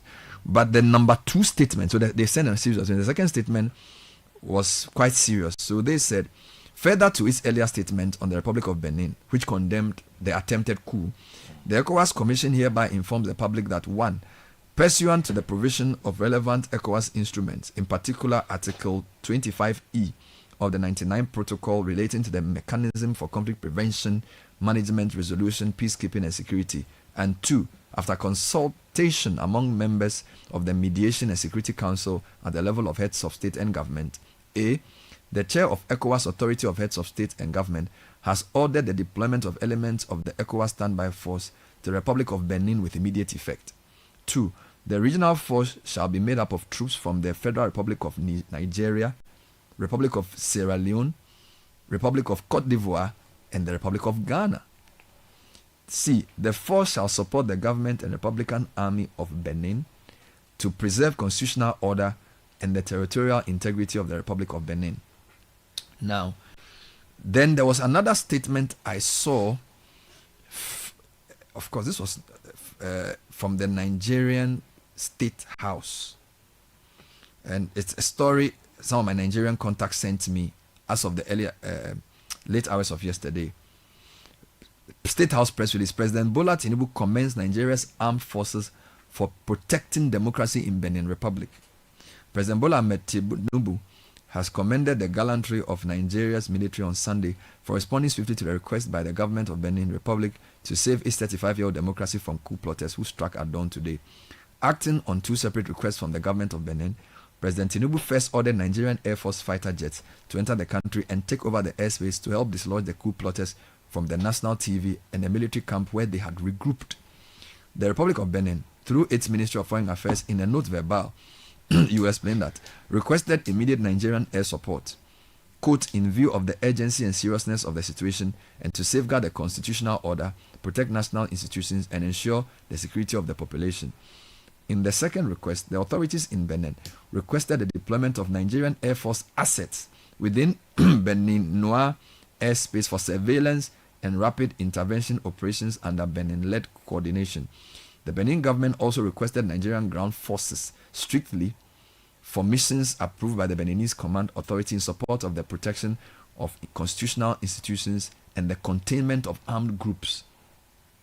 Nigeria's Chief of Defense Staff, General Olufemi Oluyede, said all the requests had been fulfilled with Nigerian ground forces now in Benin. Ours is to comply with the order of the Commander-in-Chief of our armed forces, President Tinubu, he said. Constitutional order was appended in the Republic of Benin, Nigeria's neighbor, when some soldiers led by Colonel Pascal Tigri announced a coup on Sunday morning. This word you can help me pronounce, P-U-T-S-C-H-I-S-T-S. Pushists, right? Yeah. Pushists seized the national TV and claimed they had toppled President Patrice Talon and suspended all democratic institutions. It took some hours before the government loyal forces, assisted by Nigeria, took control and flushed out the coup plotters from the national TV. In his remarks after the restoration of the democratic and constitutional order, President Tinubu saluted the Nigerian armed forces for standing firm as a protector and defender of democracy. Today, the Nigerian armed forces stood gallantly as a defender and protector of constitutional order in the Republic of Benin on the invasion of the government. Our armed forces acted within the ambit of ECOWAS Protocol on Democracy and Good Governance. They have helped stabilize a neighboring country and have made us proud of their commitment to sustaining our democratic values and ideals since 1999. Nigeria stands firmly with the government and people of the Republic of Benin Signed Bayo Onanuga, Special Advisor to the President. Let's hear Mr. Nchunaso speaking to us yesterday on highlights of these issues. What is accounting for this? If you don't give a key to somebody else, you don't get an outsider to mess your house. We are messing our houses so much so that any type of coup can happen. There are 3 types of coups in West Africa now, beginning from 2012. We have what I call the conspiratorial coups, where platoonists, and that's what has happened in Benin now. Some platoonists are angry with the system or having been antagonized by the system, would just gather together and try to, do something. And most of the time, these ones are very bloody. They happened in the 60s and 70s and supported so much by patrons, Cold War patrons, seriously, at that time. Now, the recent ones, spate of coups we have been having are what I call the systemic coups. Okay. The system is imploding, like Mali, like Guinea, like Niger, like Burkina. And you have senior military officers knowing very well that they have to save the system, just get up and, some palace kind of coup. They just arrest the president and announce, and those ones at times there's no gunshot. Mm-hmm. If you see the Nigerian one, if you see the Malian one, there were no gunshots in the Gabon. So it's not just a question of people having appetite for coups. The third one, which is also very nasty, is constitutional coups, where civilians themselves make the coup. They recess the constitutional order to favor them. Ouattara is a typical example of that type of coup.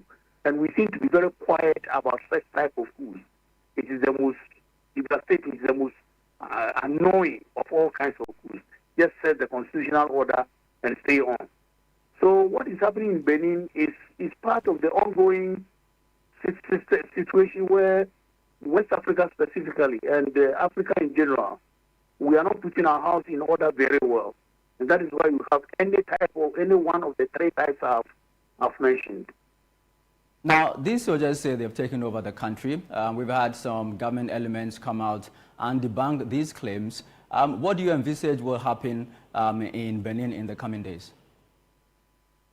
We must pray that it doesn't turn into some chaos, some instability, some civil war. We pray. The point is that the Interior Ministry has come out to say that the coup has been foiled. That proves loyal to the government. Have taken over. It's like they have foiled the coup. 14 people have been arrested, and we believe that is going to be the end of it. That was Vladimir Nchunaso speaking yesterday on our CNR News Bulletin. It's a minute to 8 o'clock. Coming up shortly is tech and social media trends. So while we are grateful for the Nigerian government's response, there clearly is a concern around the spontaneity of these coups and the way they seem to be becoming fashionable within the sub-region. If you take the past 3.5 years, the whole Sahel region has been unstable.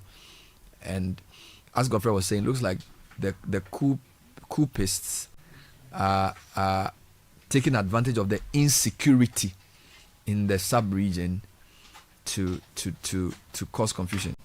And we should be very, very concerned about security in Ghana. Yeah. All right. And we'll come back to that when we finish from tech and social media trends.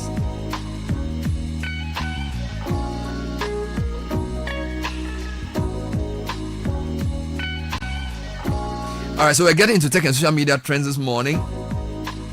Time check is 8 o'clock and it's probably brought to us by Telecel and First Bank Ghana. If you experience banking like never before with First Mobile or Quick Banking, *894# is the quick short code to use. Your bank will be in your hands. Make real-time transactions with First Mobile or Quick Banking, *894#. Enjoy fast, secure and convenient banking anytime, anywhere. Our key services: instant airtime and data purchase, funds transfer to and from Momo Wallet, interbank and intra-bank transfers, plus much more.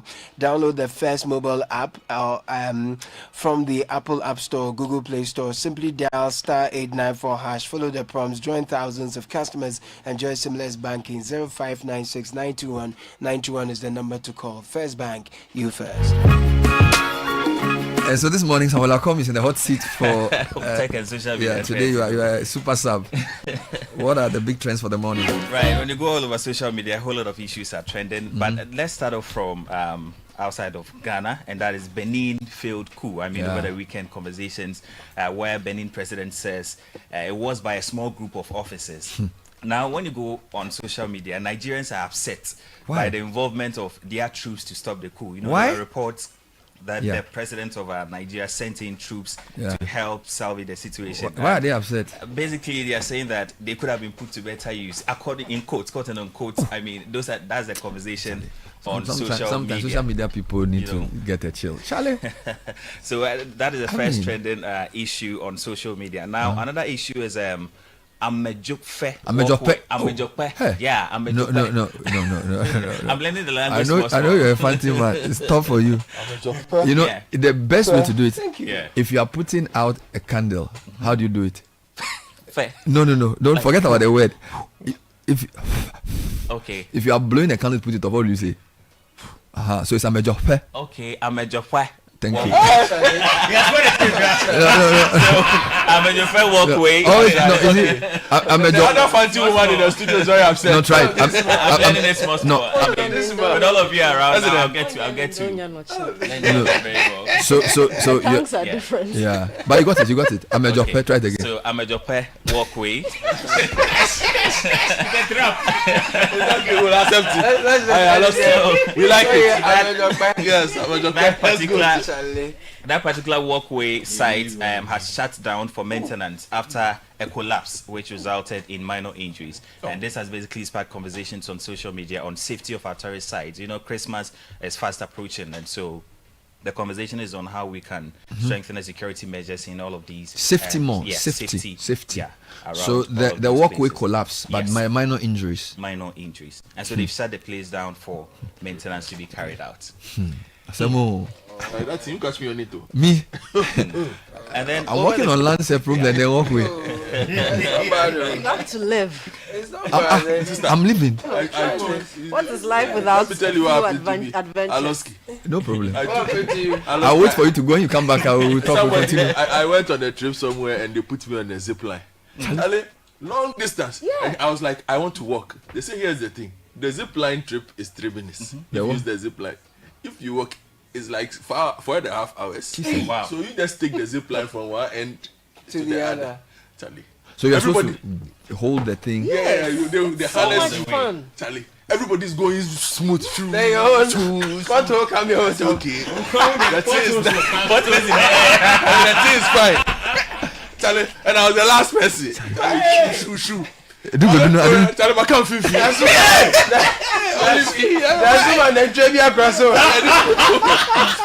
Speed bump on the zip line for me. Only me. The thing chase you from now. Someone go there. And then the safety guy at the end had to harness himself and come and drag me. I think your skepticism about the thing affected your energy. Yes. Because some of those things you need energy. There's no energy. You catch me again.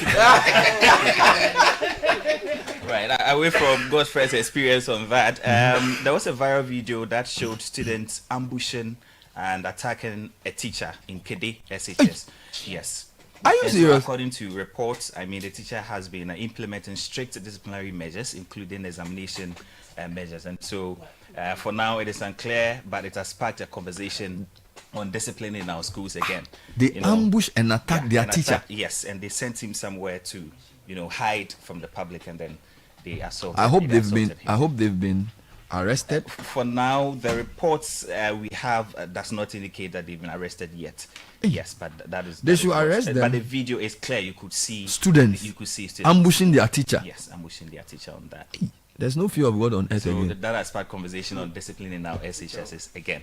Now, of course, over the weekend, football definitely happened, and Mo Salah has been speaking after Liverpool's 3-3 draw with Leeds, and he's not speaking in terms of the result, but he's saying he's disappointed to have been dropped to the bench for 3 straight matches. I tell you. And he says his relationship with head coach And his slot has broken down completely. Yeah, he says he has earned his spots in the starting, he has not earned his spots in the starting lineup, and hinted that he might leave Liverpool after the AFCON.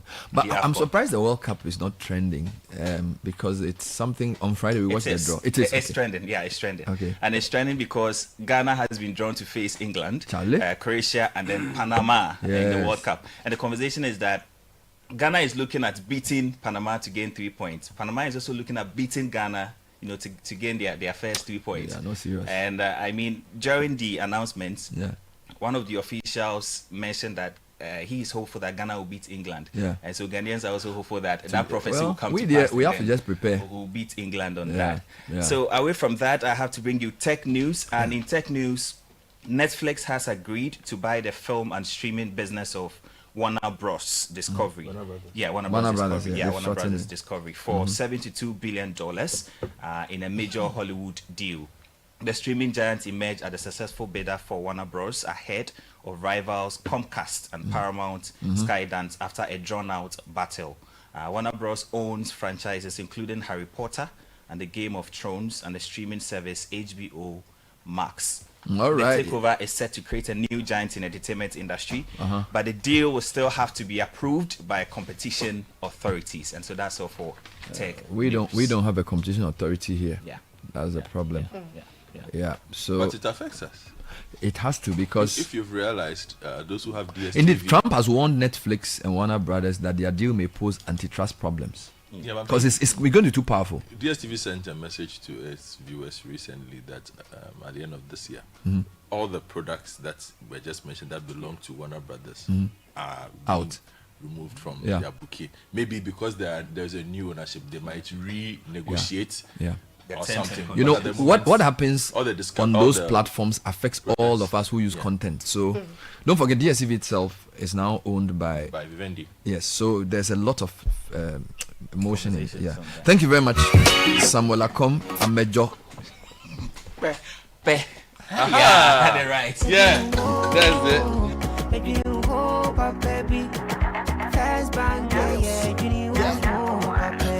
You're looking for a bank to rely on. Let me give you a shoulder to lie on. Would we say to bank be no lie? Only one place where I get my eye on. Make I introduce you all to First Bank, the best services in the world, first rank. Customer service, everything is well planned. I make music, I travel, I sell land. They be my reserve tank. Cause every time I know my money's safe. Universal banking ain't in me here on the date. I'm a busy person, me no need time to wait. Now I got to Spain, even when I'm in the States. My me blue shirt. They tell me office a chilling, but who cares? Cause I bank with the best. I'm lucky, I'm too blessed. When it comes to First Bank, it's too west. Everything is you first. Nobody feed you, I'm like us. Do I'm like us. First Bank will treat you first. Treat you first. Somebody see think about you first. Think about you first. You first. First Bank. Auntie T, I beg, fix me go betete Ghana. No gari, no oil, no plantain, just beans then eggs. Hey, brah, that be dangerous combination, no. Problem no day. I feel handle for Telecel, with the Bob say everybody gets what they like. That be why Made For Me bundles day. Based on your usage, you fit get your own data and call packages. Fala! Made For Me bundles like the way you want them. That *530# then buy Made For Me bundles today. Telecel, connecting energies. Join the conversation on the Citi Breakfast Show on Facebook at facebook.com/Citi97.3, Twitter at twitter.com/Citi973, and Instagram at instagram.com/Citi973 with the hashtag CitiCBS.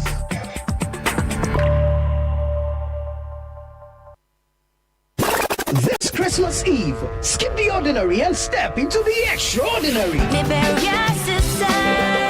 Welcome to the Situation All White Party 2025, where the music never stops, the energy never drops, and the fun never ends. Celebrating grand style with great music, irresistible food, and an atmosphere that screams good vibes only. Date 24th December 2025. Venue Good Park near the Accra Mall. Time 8 p.m. till late. Dress code, it's an all-white affair. Get ready for electrifying live performances from Kofi Kinata, Perez Music in Chin Chin Band and DJ Mingle. Wear your best all-white fit. Bring your dancing shoes and let's light up the night together. Book your tables now. Call 0205-973-973 or 0558-973-973. It's Christmas Eve. Don't miss it. The Situation All White Party 2025 is powered by Channel 1 TV and 97.3 Citi FM, and it's proudly sponsored by EcoBank, Bethel Logistics, and Hallmark Cafe, and supported by Oswald Investments Limited.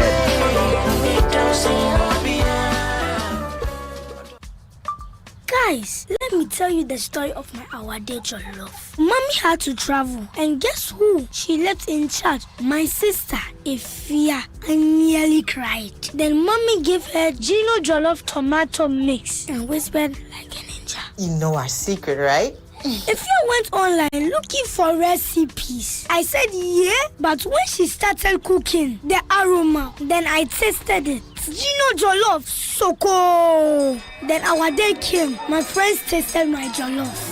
What is going on here? Say,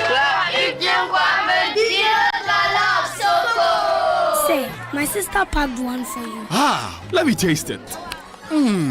Enjoy jollof the Ghana way. Gino Jollof Tomato Mix is made with a perfect blend of tomatoes, pepper, fine herbs, and spices to ensure a consistent taste every time. Grab yours now. This advert is FDA approved. Gino truly cares.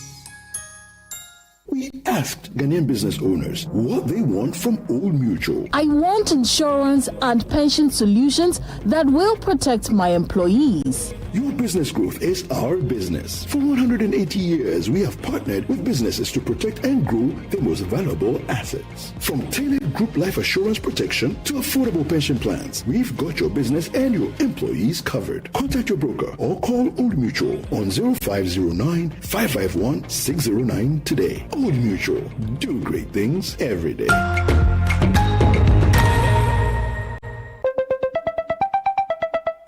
Who is calling me this other one? Hello. Good evening, Kwame.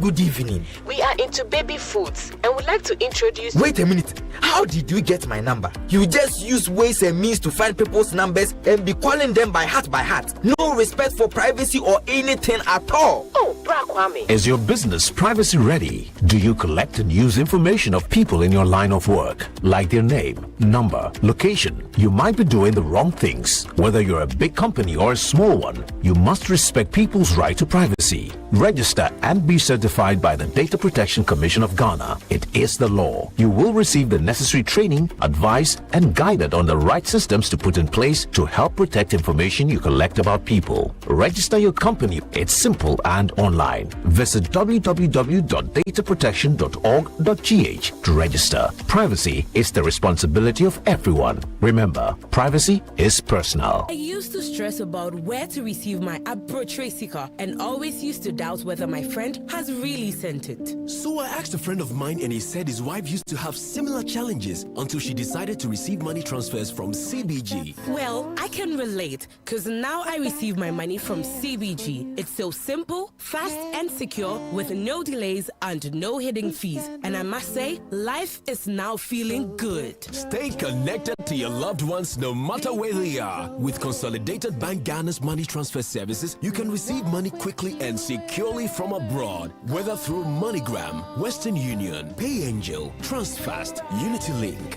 RIA, EaseRemit, Thunes, TapTap Send, and TerraPay. Cash out your way any day with Consolidated Bank Ghana. Welcome to the good life. CBG, we stand with you. We stand with you. When malaria strikes your home, it strikes everything. No more endless worry because of malaria. Fight malaria back with Vegetem. It's effective, safe, and fast-acting against malaria. Vegetem is also available in suspension for children. Vegetem, tough on malaria, easy on you. Bought and distributed by Panacea Pharmacy Limited. Contact 059-380-2668 for bulk purchases. Always test for malaria before treatment. This advert is FDA approved. Luck is everywhere. This year is going to be sweet. I don't just feel it, I know it, because the Luckiest Season 3 is back. And I'm about to show you how to grab your golden ticket. Just dial *712# and follow the prompts to purchase your ticket. Or go to theluckiestafrica.com, hit community tickets, and pick your lucky number. Or let the system do its magic. Choose how much you want to spend from 1 to 5,000 Ghana cedis. You can even buy a ticket for someone else. Be someone's hero. Payment? Easy. Mobile money in Ghana or card if you're international. One ticket can turn 1 CD into 500 times more. That's smart we love. Or your community go win 10 times more. So let's get lucky together because luck is everywhere. Play responsibly, not for persons under 18 years. This promotion is regulated by the NLA on the Caritas platform.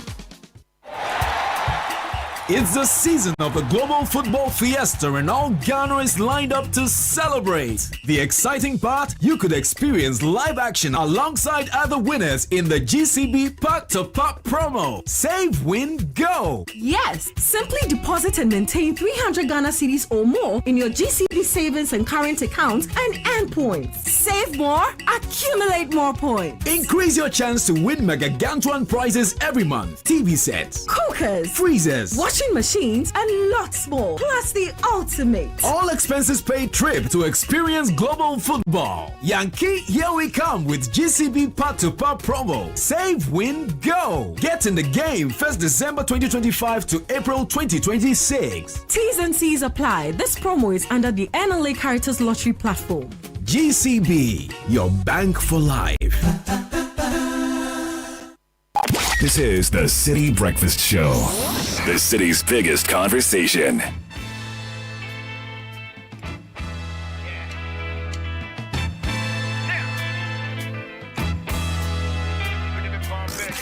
Unleashing the power of relevant radio. This is City 97.3.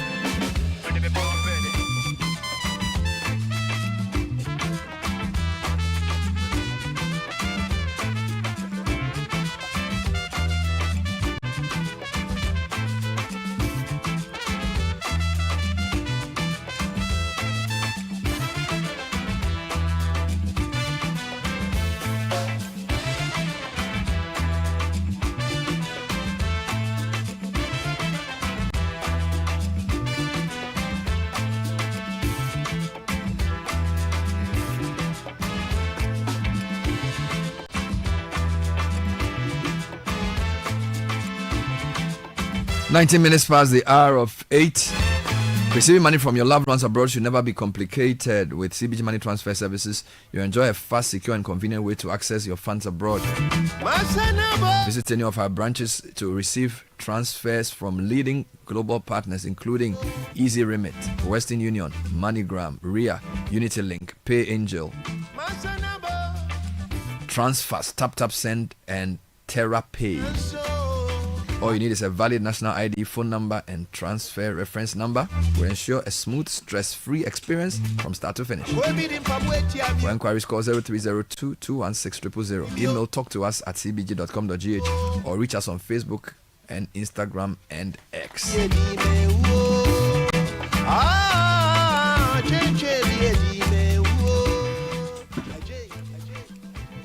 What are you proud of at First Atlantic Bank? We are proud to be crowned Digital Bank of the Year, not once, but 2 times, back to back. This isn't just a fancy title.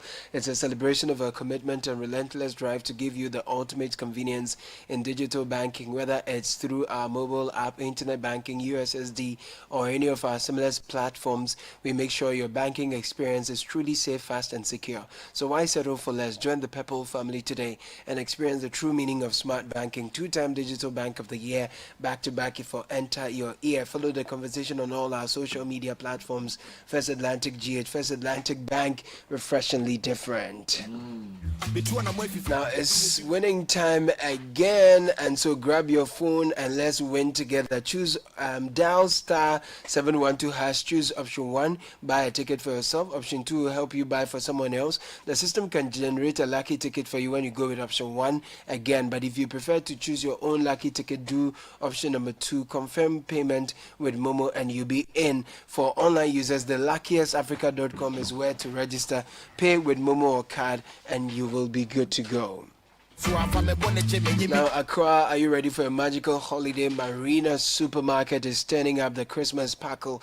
There is only one place to make every moment brighter, Marina Supermarket, with the best prices, best quality, happiest holiday shopping experience. From fresh produce, premium meats, to all your favorite festive treats and gifts, Marina has it all at prices guaranteed to make your wallet smile. And it gets even better. Come by this holiday season and meet some of your favorite media personalities. Bring the whole family for fun games, exciting giveaways, and festive surprises. Plus, there are free shopping vouchers to be won every single week. Visit Marina Supermarket at Cantonment, East Legon, Adenta, Bachona, Tesano, and Airport. Follow Marina Supermarket at Marina Supermarket Ghana for more festive offers. Marina Supermarket, best prices, best quality always.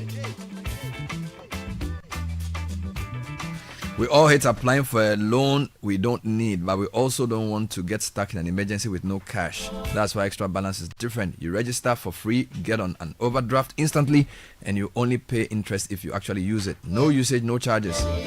When your wallet runs low, Extra Balance automatically tops you up just like when you run out of airtime and your phone offers you a quick borrow. It's fast, simple, and stress-free because at Forms Capital, no wallet is left behind.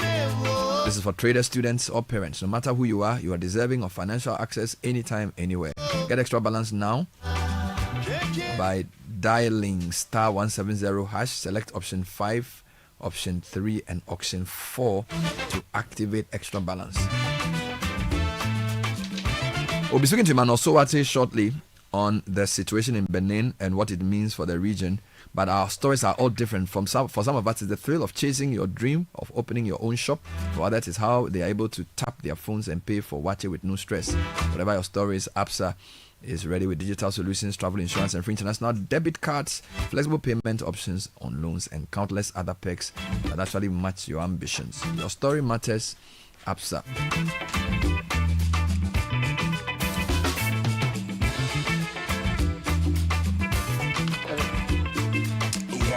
Kickstart your day with the irresistible chocolatey goodness of Twitsco. It's enriched with NF4, a combination of energy boosting minerals and vitamins. It's going for 2 Ghana cedis. Give yourself and your little ones a treat. It's rich, it's delightful, it's chocolatey. Twitsco, power your dream. All right, so the Benin situation is still up for discussion. And of course, I was reading this morning from different platforms that it appears the situation has sort of calmed down. The coup was indeed foiled with help from the Nigerians, and this seems like I don't know what is a good precedent for the sub-region, and whether it marks a new era where ECOWAS is less passive and more active in trying to stop this coup spree, this coup d'etat spree. Do you see what Nigeria did as a good thing? Yeah, for me on this one, outside of even the ECOWAS spread, I appreciate Nigeria's intervention in this matter, because if you look at the importance of Benin to Nigeria, a call from one president to the other that I have issues, come and help me, is one that they could not have ignored. If historically, culturally, politically, and economically, the port of Cotonou is very important to Nigerian import and export. They use it. The Seme crack a border. So if somebody does a coup and says that they have closed that border, it's a big problem. Yeah, it's a big problem. You know, although Nigeria for some time shut it down, remember unilaterally. But I'm just saying, there's a very important economic link there. If you look at Seme City, the tech hub, you have a lot of Nigerian startups that operate out of there. So Nigeria definitely had cause to heed the call for assistance from the Beninois government under this. So Benin's Interior Ministry say the coup attempt has been foiled. The president's entourage is safe. The regular army has regained control. And according to the Interior Minister, a small group of soldiers launched a mutiny with the aim of destabilizing the country and its institutions. This is what Alassane Seydou said. Well, from what we are reading from the Nigeria version, it needed some strong show of military force to restore stability. Of course, we are not here to debate whether it was a small group or a large group. Yeah. But the matter is that the coup attempt has failed. Dr. Amanosowate is a security academic. He will speak to us on how he sees the situation. Doc, thanks for joining us. Good morning. Good morning. Good morning to you, Bernard. Good morning to your listeners. Thanks for having me. When I heard that there was a coup attempt in Benin, I was a bit shocked because my little knowledge of Benin was that it was one of the most stable West African countries and that their democracy seemed to be working pretty well, and also that the new government seemed to be doing quite well. People talk about the infrastructure, the order in the town. So it's a bit surprising to hear that some people are trying to launch a coup. But my colleague is telling me that maybe the concern in Benin was the security. You're looking at the insurgency in parts of the Western African area, which may have been the basis for the coup. What are your thoughts on what could possibly embolden a few soldiers to try and topple a government that most people seem to think is doing well? So a number of things, I think. The first one is that I'm very careful when I'm talking about causal relationships, because causal relationship and those influences are very complicated subjects, but you can talk about association instead of causal relationship. The second thing is that stability is not vouch-safe.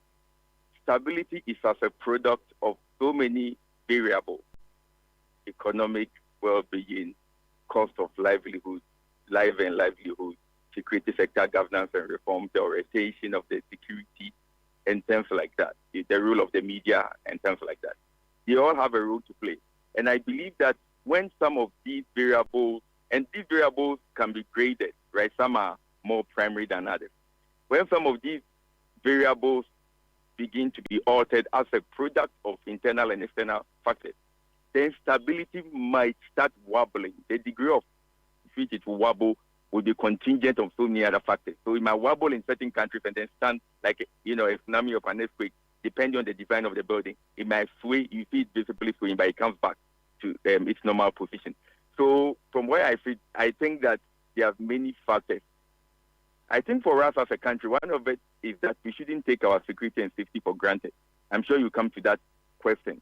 But I wasn't too surprised because I know that these coups are possible in most West African countries. I wasn't very surprised. If there are elements of surprise for me, it's on the issue of scale.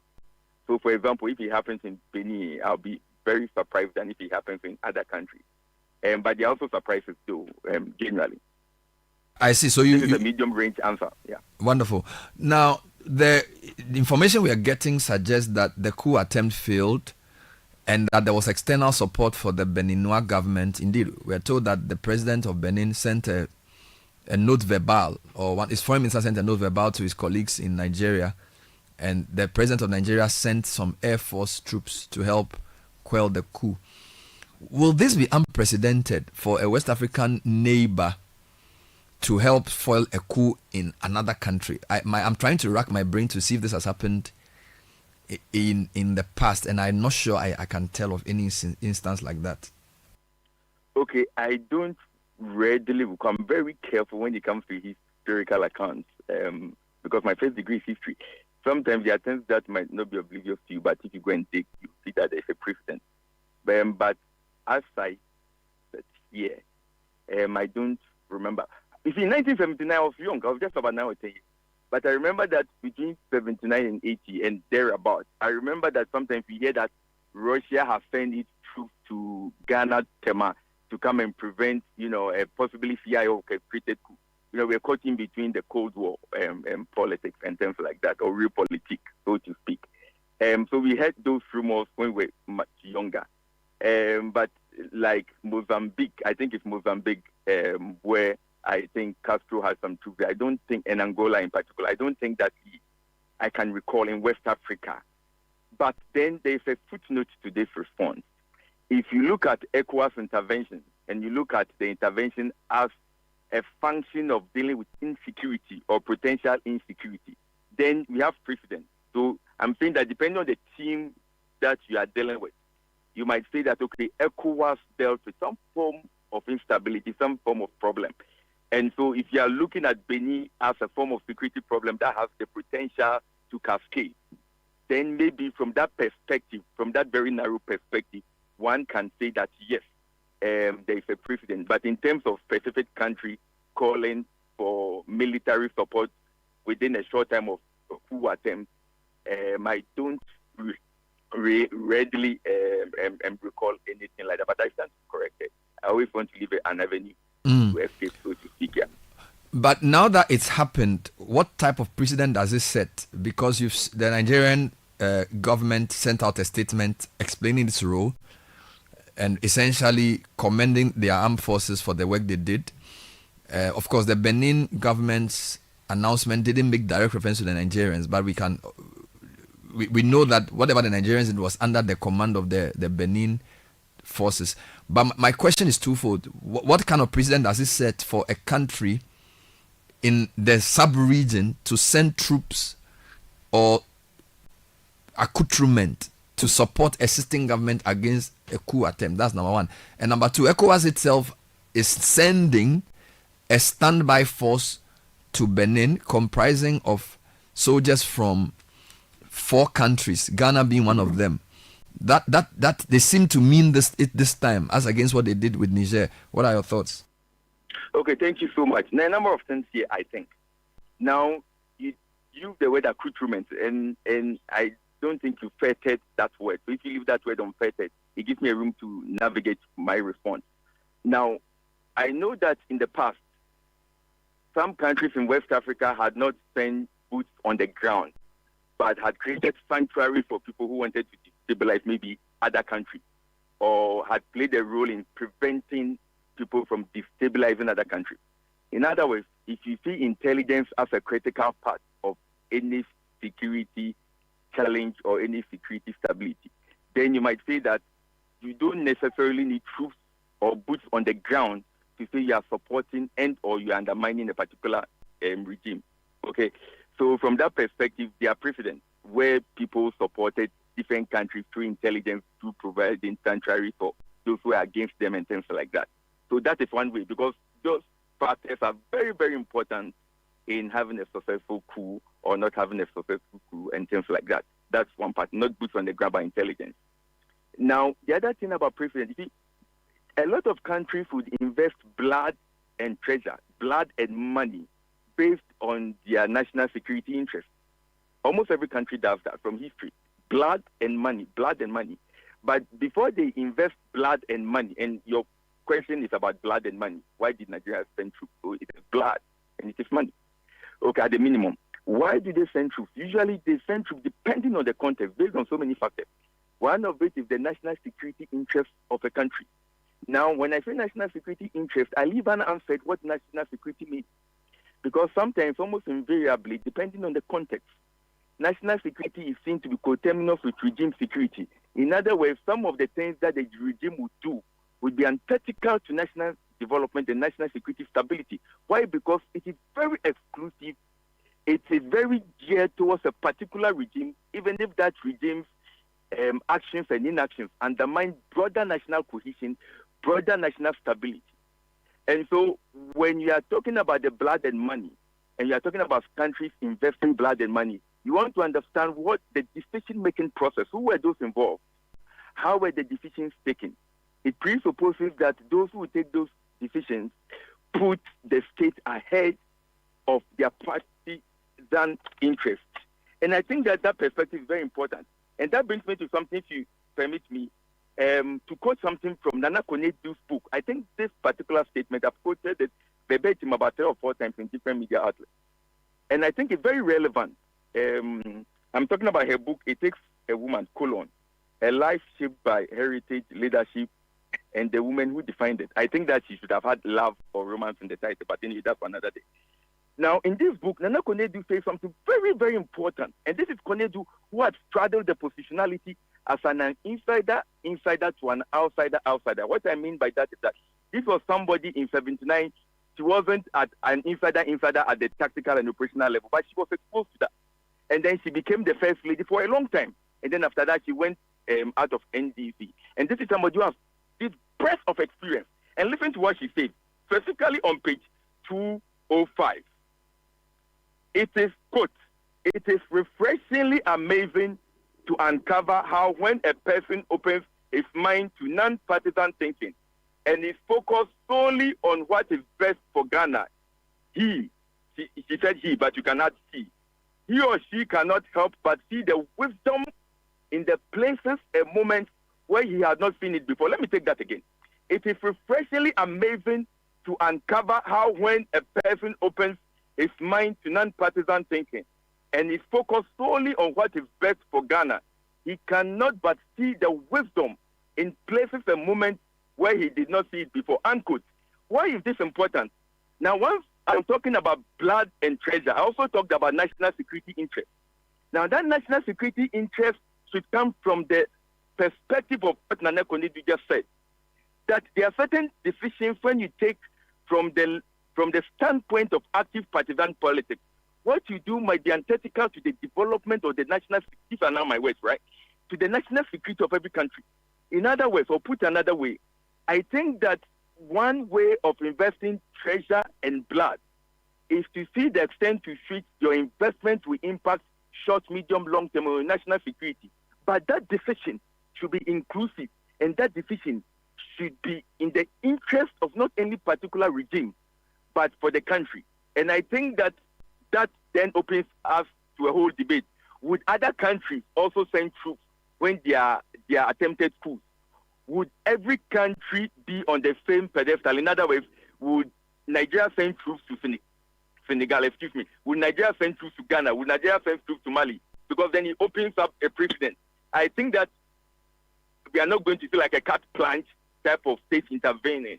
Although, of course, ECOWAS conflict prevention protocols give the ECOWAS body that mandate, so to speak. But I think that it's going to be more nuanced.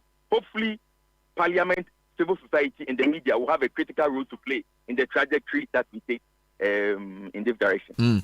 Thank you. One of my listeners has informed me that there was a time where President Abacha sent troops to reinstate Ahmed Tijan Kaba also, if I am not... Oh, yes, I know that story. Yes. But, okay. So let me say, in 1998, the Abacha government sent troops to restore the democratic government of Ahmed Tijan Kaba of Sierra Leone. But I'm not sure it was a direct... Yeah. So, yes, but you see, Abacha was a military regime. You see, when it comes to ECOMOG, the amount of blood and money Nigeria spent on ECOMOG, I'm not too sure whether Nigeria would have done that under democratic dispensation. In other words, the processes and the ability of countries under military regime to do certain things are not the same like when it comes to democratic regime. So I was thinking more of democratic regime, although this reminder is very important. But I think that then you fit in what the person has said within the context of what I said about national security and what it means, and whether regime security is coterminous with national security, and the extent to which in the past a lot of national security was almost invariably regime security and non-nation, because opposition had no role to play. You couldn't have free media, you couldn't criticize and things like that. So that was more of a regime thing. So the person is right. I remember that Tijan Kaba thing, although the war still went back at a point. I think that generally, please correct me, we are talking about democratic regimes, but it is true that precedents can be broadened out to include military and democratic regimes. Finally, what do you suppose this means for the whole sub-region? Because it's like almost every 6 months we hear of a coup. As I sit here, apart from Madagascar, which is not really close, a lot of the coups have happened either in the Sahel or the West African sub-region. You know, I'm not sure what Ghana should be thinking at this point, you know. I mean, and to make it worse, Cote d'Ivoire has had an election which many people feel was not fair, because the two leading contenders who could oppose the president were not allowed to stand, and the president himself sort of fiddled with the constitution to allow himself to go for another term. Togo's president has some interesting new rules around his tenure, which could extend his reign for a long time. You get it? So then there's Burkina Faso, which is being run by a military leader. Then there's Mali, there's Niger. I mean, there's Guinea-Bissau last 2 weeks. You know what I'm saying? So I'm not sure what's going on and how worried should Ghana be. Thank you so much. Thank you so much for this question. As usual, brilliant question. Okay, so a number of things. Now, there are different schools of thought regarding what coup means. Coup, what does it mean? Does it mean the use of firearms, or it can be unconstitutional? Now, you can look at this particular issue. You could use this critical feminist lens. Critical feminist lens basically talks about looking at things that have been taken for granted for a long time because people have not challenged it. So, for example, you might have norms, and you can have gender socialization that would steer a particular gender into positions of power and influence, and other genders to a position of subjugation and inferior status. That might not be expressly written, but it is implied from the standpoint of socialization. In other words, when you want to just look at the outward appearance, you might make a mistake, and that is where the issue that you raise is very important. What do we mean by coups? Are coups only characterized by the use of firearms, or people can manipulate the constitution, and that constitutional manipulation, if it subverts what people expect from democratic governance, that's the coup d'etat. And that brings us then to the issue of ECOWAS. When people are not using guns, but they are using other means to outwit or outmaneuver or to circumvent strictures that have been agreed on and laid out for people to ascend the reins of power and get out of reins of power. When those strictures are being outmaneuvered and outflanked by particularly those in power, what does ECOWAS do? Or that is not a coup d'etat? Because you see, when people, let me go back to the camp proverb. There's a kind of proverb that says that began camp papa in credit. In other words, you always want to look at you understand? You always have to check why certain things occur. In West Africa, I think that the factors are, multi-dimensional in terms of leading to these coups. But I'm very careful about talking about causal relationships. I can talk more associations.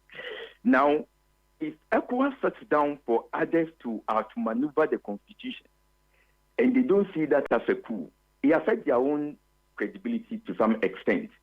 The other thing that I think is important is what Ghana can learn. I'm being selfish here, and I understand perfectly that there's a strong symbiosis between Ghana's security and that of our contiguous and distant neighbors. I'm very much aware of that. That no country, including America and China, can live in an island. I appreciate that. But for Ghana, I think that one of the things that we can do is that people say that when your neighbor's beard is on fire, you fetch water by yours. I think that, yes, that is one place, one perspective. But another thing is to dip your beard in water or to remove the beard totally. Now, what does that got to do with your question for Ghana? I think President Mahama a few months ago was addressing some political leaders, I think so, some leaders of some sort. And he said that the coups happening in West Africa should be lessons for politicians. Now, these are now my words. I'm paraphrasing what I understood him to have said. And he said that he's not going to use anybody. But during his own inauguration, when Ibrahim Traoré was introduced, the way the crowd received him, the applause, the jubilations around him, told him something. Because there were other people who had been elected. But this guy had come through a coup d'etat. And I think that there's no other lesson Ghana can learn from that topmost part of the country. No, it's not the topmost part. From the executive than what President Mahama has said. In other words, he has seen it himself, he has said it himself, and I think he's very much aware. That brings me to what I think we can do as a country. The first thing I think that the elite, it doesn't matter whether NPP or NDC, the political elite should understand that their security and safety is very much tied to the ordinary person. If there's one thing saying it with your lips and another thing believing it in your heart, you can say it like hocus pocus. You say one thing, you do something else. Why is that important? See, I'm one person who stood against giving members of parliament and certain people police protection, and there was a reason for that. You see, you always have to, at some minimum level of extent, feel and appreciate what the people are going through. When you are disconnected, it brings a problem. Now, in the past few weeks, the president of Nigeria, GCFR, has said that they are withdrawing all police protection for individuals, I'm sure they include politicians of particular kind, to go and fight Boko Haram. Why is that important to the discussion? I think that when the political elect think that they can have certain resources to protect them, state resources, not private state, to protect them, and that cocoons them from the feeling of the ordinary people, you begin to, there's something called relative deprivation theory. You see, you begin to create some level of bitterness. And one way of demonstrating that bitterness, of seeing that bitterness being demonstrated, is through the ballot box. And the ballot box will give you an early warning to say that, why is it that a lot of people voted along this line? What does it mean? Because the challenge is that, Able, let me try and end on this note. You know that most of the issues about corruption, it is not through investigative journalists. No, it's the politicians themselves. When NDC comes to power, in the first few months, they will show us the amount of money that MPP has misappropriated, they themselves. And then when there is a change, MPP will come and tell us the amount of money that NDC has misappropriated. And the two of them are politicians. So the issue is that it is not the ordinary person who is investigating, it's the same politician. Somebody might say NDC is different from MPP, but that is one perspective. Another perspective is that they are politicians. And it's the politicians who are telling us that their own kind are taking a lot of national resources. Is it fair to homogenize? I understand perfectly the dangers of overgeneralization and homogenizing groups that are very heterogeneous because they have different ethical values, different standards. But you see, when it gets to certain security threats and challenges, like 79, when I was young, but I saw it, people are placed in the basket. But they're politicians who are honest. They're politicians who use a lot of their money to help their constituents. But when there's a problem, they'll all be put together. And if a coup happens in Ghana, and I say if I don't want it to happen, if it happens in Ghana, it doesn't matter the party you belong to. The politicians will suffer. Ordinary people of a particular standing in society will suffer. For example, it can be anybody with 4x4. But there are people with 4x4 who have worked well. And that brings me back to my point, that the elite, I think, should always sit down and understand that their security is tied to the ordinary people. Able, see, when the politicians come to power and they are building houses, they are not masons, they are not plumbers, they are not electricians, they don't mow the block. There are people who are ordinary people who know that this politician builds these houses because we build it for him here, we build the other one for him here. The plumbers, they know, the ordinary people. They go to market and they suffer. Bank accounts, the bank accounts are not operated, even if it's AI, to understand human beings. Those human beings know the accounts of politicians before they come to power. And how the account looks like, sometimes within a short time, they know, they see. And so the lesson for Ghana is that starting from the political elite, the ruling elite, it's not only politicians who, when you go to military, the top guys in the military, some of the properties they have, it is in our interest. And I'm one of them who, I don't remove myself. I know when there's a coup, I'll be potential challenge because of my status. I have a 4x4, I was using a Mercedes, I have a Honda, I have plans. You understand? But then people will not know that I was working in an international organization and brought my money here. No, everybody is first of all a legitimate target. And so what Ghana can do and Ghana should do is that I think the best way of avoiding coup is understanding that I'm repeating myself more than 10 times in a minute, that the interest of the ordinary person, the well-being, the security, the life and livelihood, Africa has the most youthful population. That is our strength. I think that is the way, at that basic level, at that granular level of preventing. I can do a more granular analysis of other aspects like the military welfare, the resources they have, how the military is oriented towards dealing with such issues, the intelligence community. We can go on and on. But let me end on this note. I still believe that Ghana has the ability and we will continue to be stable in a sub-region characterized by these. Because I believe we can do that. Why do I believe that? Apart from my faith, it is very strong. I also believe that at least we have a strong media that is not being gathered to air grievances, and those are avenues for early warning. Dr. Emmanuel Sobate, always a pleasure talking to you. Thank you for your insight. He's a security analyst who researches into the matters. And I think the key points, if your neighbor's beard is on fire, fetch water and put it by yours. That's swimming. That's even if you don't have a beard. 8:50 on Citi Breakfast Show. Your comments are welcome. We'll take some of them quickly. Kakra, welcome. What are you going to yes, say? So I just want to go back to a story. This is from yesterday on Reuters. Benin president says coup bid thwarted, vows retribution. I'm not going to read the full thing. I'm just going to take you to the last paragraph that sought to bring some background, talking about elections, subtitled Elections on the Horizon. And it reads, Benin is preparing for a presidential election in April next year that is expected to mark the end of President Talon's tenure. Last month, Benin adopted a new constitution, creating a Senate and extending the presidential mandate from 5 to 7 years, in what critics said was a power grab by the ruling coalition, which has nominated Finance Minister Romuald Wadagni to be its candidate. The opposition Democrats Party, founded by President Talon's predecessor, Thomas Boniai, saw its proposed candidate rejected because of what a court ruled was insufficient backing from lawmakers.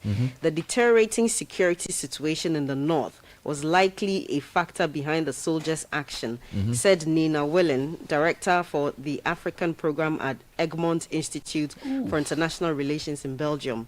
Benin has been the hardest hit among coastal West African states by jihadist groups that have made major gains in the central Sahel, she said, a fact underscored by major attacks in January and April that killed dozens of soldiers. And I think Godfred alluded to this.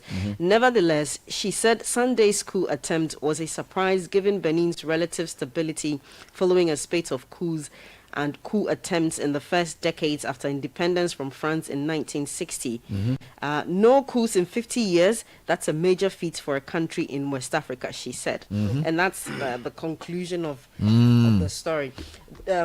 Is it Dr. or Mr. Soate? Dr. Soate. Dr. Soate raised something that caught my attention. The idea that a coup or a putsch is not necessarily, soldiers, the typical soldiers coming in with guns. You hear gunfire here and there, and they go on the radio and say that they've thrown out the constitution, etc. But it could also be some kind of maneuvering or outmaneuvering, as he said, of the existing constitution. So that in itself creates an interesting idea about what is a coup and what is not a coup. Because the people appearing as part of the democratic government could also be engaging in acts that analysts would describe as unconstitutional and therefore a coup d'etat. So I find that interesting. But what I also want to say, Bernard, is to commend ECOWAS, particularly Nigeria. It's refreshing, and I appreciate the distinction he brought with the Abacha story. So this is a constitutional government that intervened. So for once, that's a remarkable... After being invited. Thank you, after being invited, not without an invitation. It's a remarkable African story of how we are collaborating with each other and we are solving what appears to be our own problems. It's very good and I think it also shows the seriousness of ECOWAS in the sense that now they want to deploy troops to support existing government. Because I think what happened in the Sahel and ECOWAS saying they would intervene and didn't intervene may have emboldened coupists to say, these people are not serious.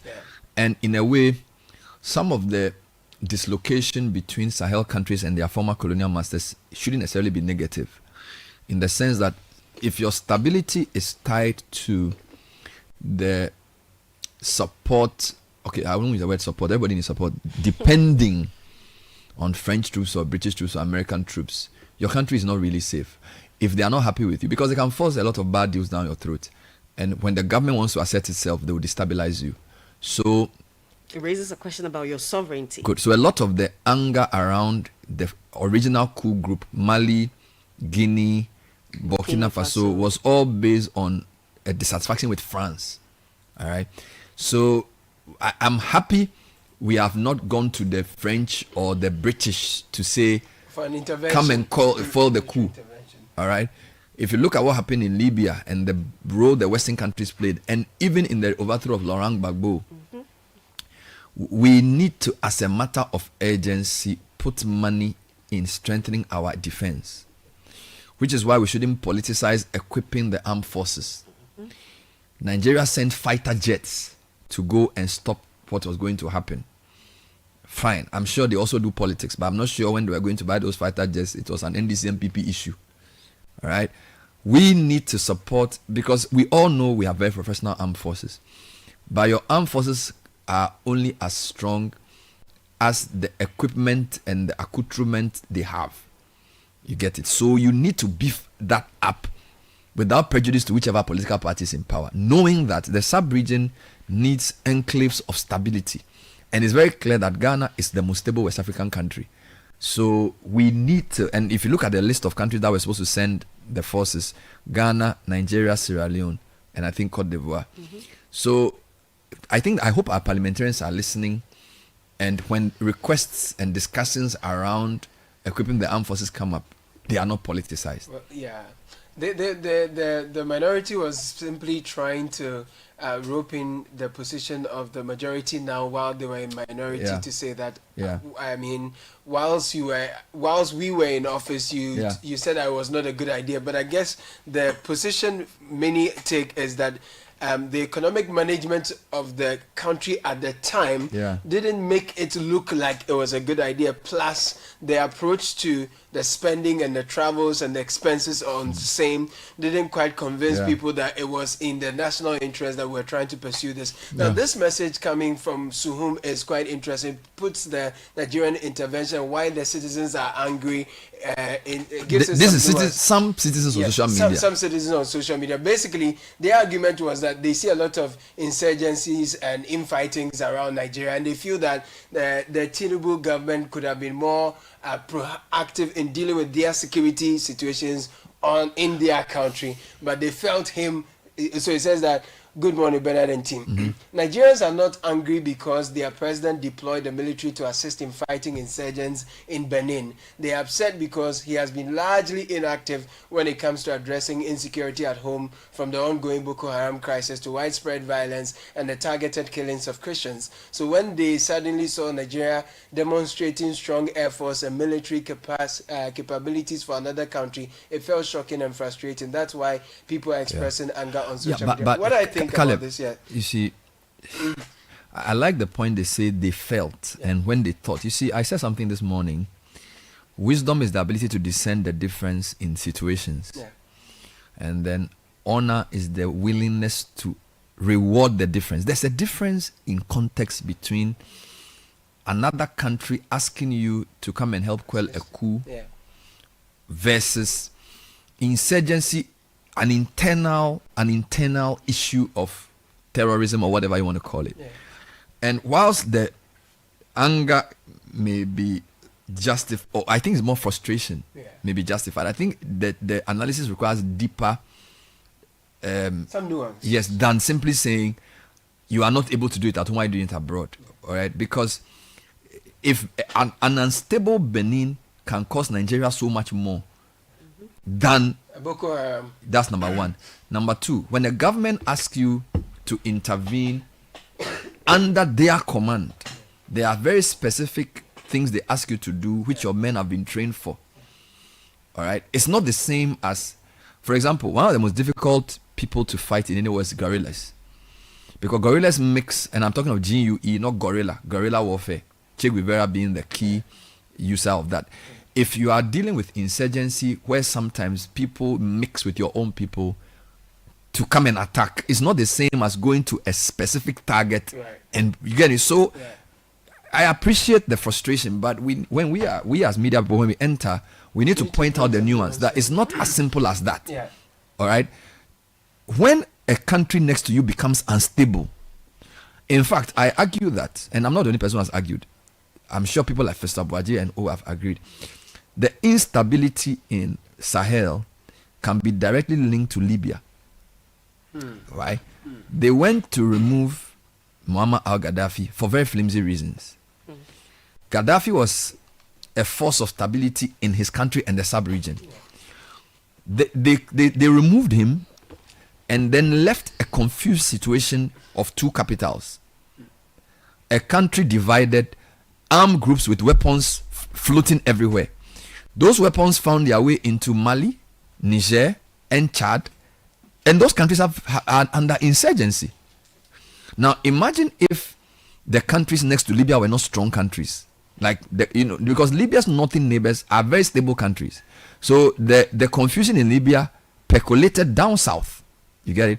So if you are a strong, independent country and something's happening next to you, to the extent that you have what it takes to help, you should do it. Yeah. Which is why DUFIASM shouldn't be taken as a complete foreign policy. It should be more nuanced. Yeah. All right? If you cannot be a president of Ghana and not be interested in what happens in Togo, or Burkina Faso or Ivory Coast, you have to be interested. The level of your involvement may be different depending on your economic power and the relationship you have with the government. But no Ghanaian president sits down and doesn't think about what happens in Lomé. They do. So I just want those on social media to take a chill pill for President Tinubu. And rather be grateful that the operation was surgical. Yeah. It succeeded, and the coup plotters failed. It was quelled. Otherwise, I think that, efficacy. We shouldn't. As Kojo Mpeni used to say, we shouldn't be people who know the cost of everything but the value of nothing. Wow. You get it? The cost of everything and the value of nothing. Yes, you see, there are some things that are important, like stability, as against how much it costs to enforce that stability. If you only think about, because you say it's too expensive to buy a plane.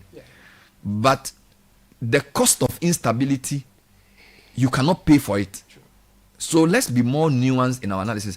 Yeah, and I thought you had some more comments to read, but that was an interesting one. Now, there are some concepts, but for the intervention of the Nigerian government, there are some concepts of coup that would have been at play in Benin, which is why we should be grateful to the Nigerian leadership for that intervention. Just to bring your attention to two things, right? If the coup had succeeded, as in the coupists had taken the military communication system, executive authority, and administrative machinery to the extent that the old government lost effective control, and the new guys, then went in and then took over. Then you would have said that there is efficacy of the coup. So the coup has been efficacious, right? And then there is the issue of validity as well. Yes. So that when the new regime then comes, makes laws and take actions that the people tend to accept them, then you say there is validity because the legal system then recognizes the new authority as the lawful source of power. But in the last 24 hours or 48 hours since we had the announcement of a coup in Benin, we've seen that the intervention of the Nigerian authorities has quelled these things. So you cannot say there is validity. You cannot say there is efficacy. Neither can you say there is presupposition. So in that case, that coup has failed. A few points to note that a lot of and this is something my friend sent, which I thought it would be interesting to discuss, that have you noticed that beyond the numbers, in terms of how many coups have happened, the recent coups in particularly West Africa have been in Francophone countries. Almost all these coups removed or cut themselves or claim to cut themselves off the umbilical cord of France. There's something we should think about. So this point that my listener Selassie is making is an interesting point. Mali is Francophone, Niger Francophone, Burkina Faso Francophone, Guinea Francophone. Although Guinea-Bissau is not.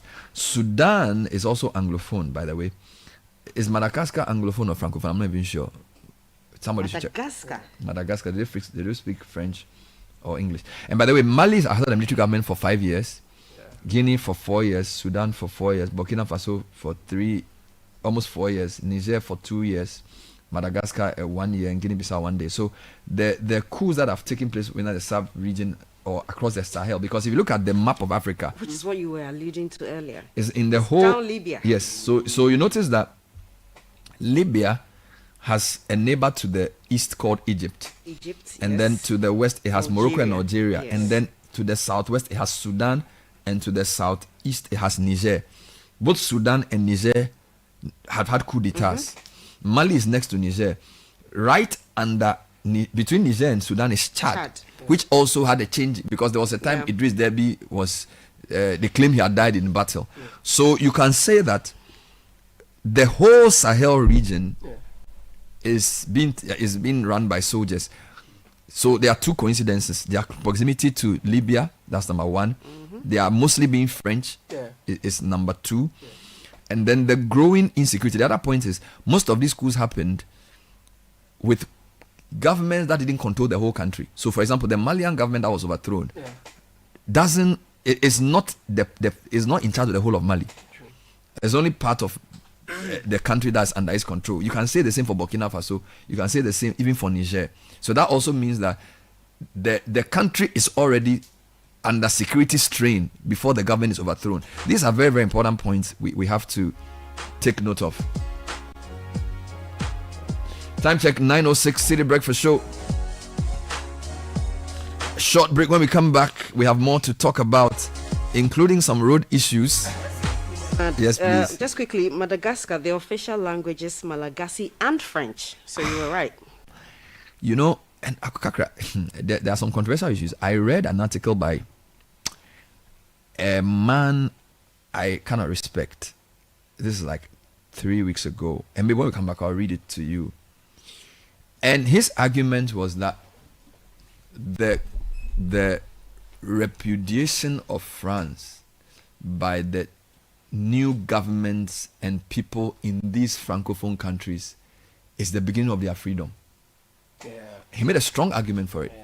So, because even though France has, in a way, helped prop up these governments, the citizens are feeling that maybe it's a result of that they are not able to get real economic development in a long-term transformation kind of thing. So, for them, that political stability only helps their resources to be exploited.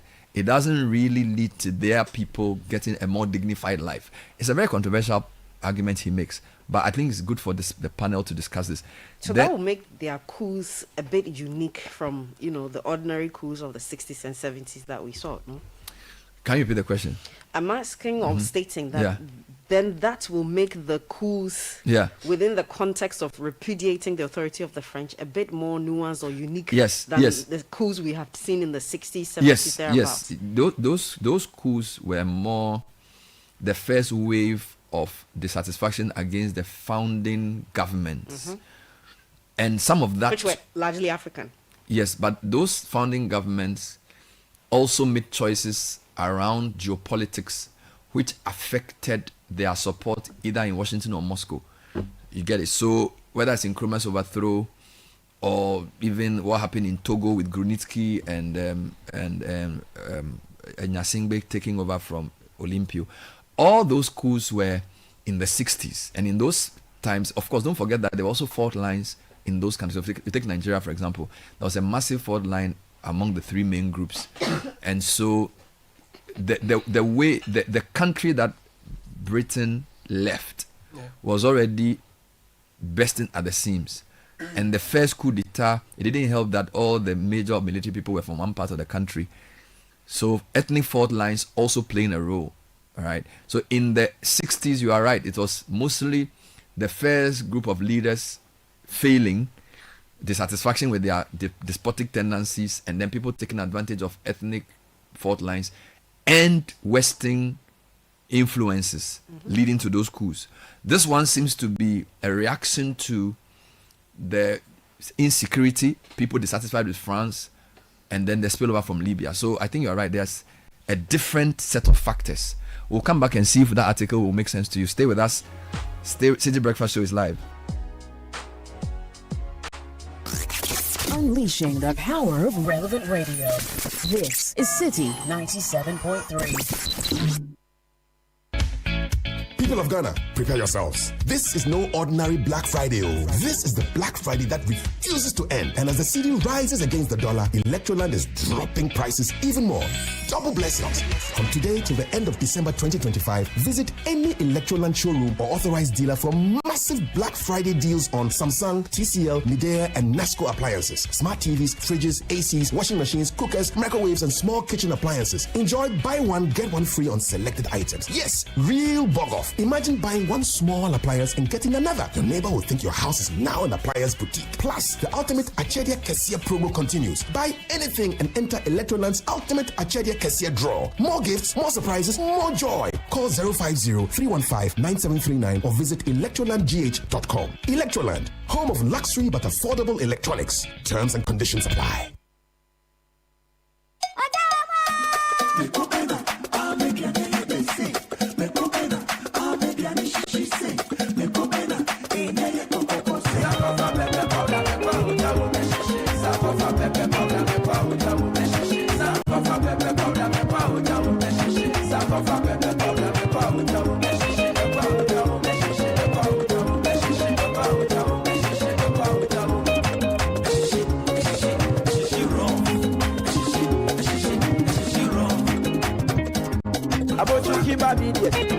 sankofa.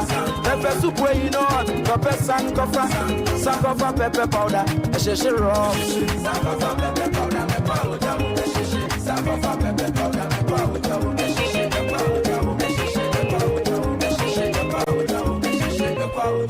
Sankofa pepper powder. FDA Aji Ejadi Nkrato Yatum.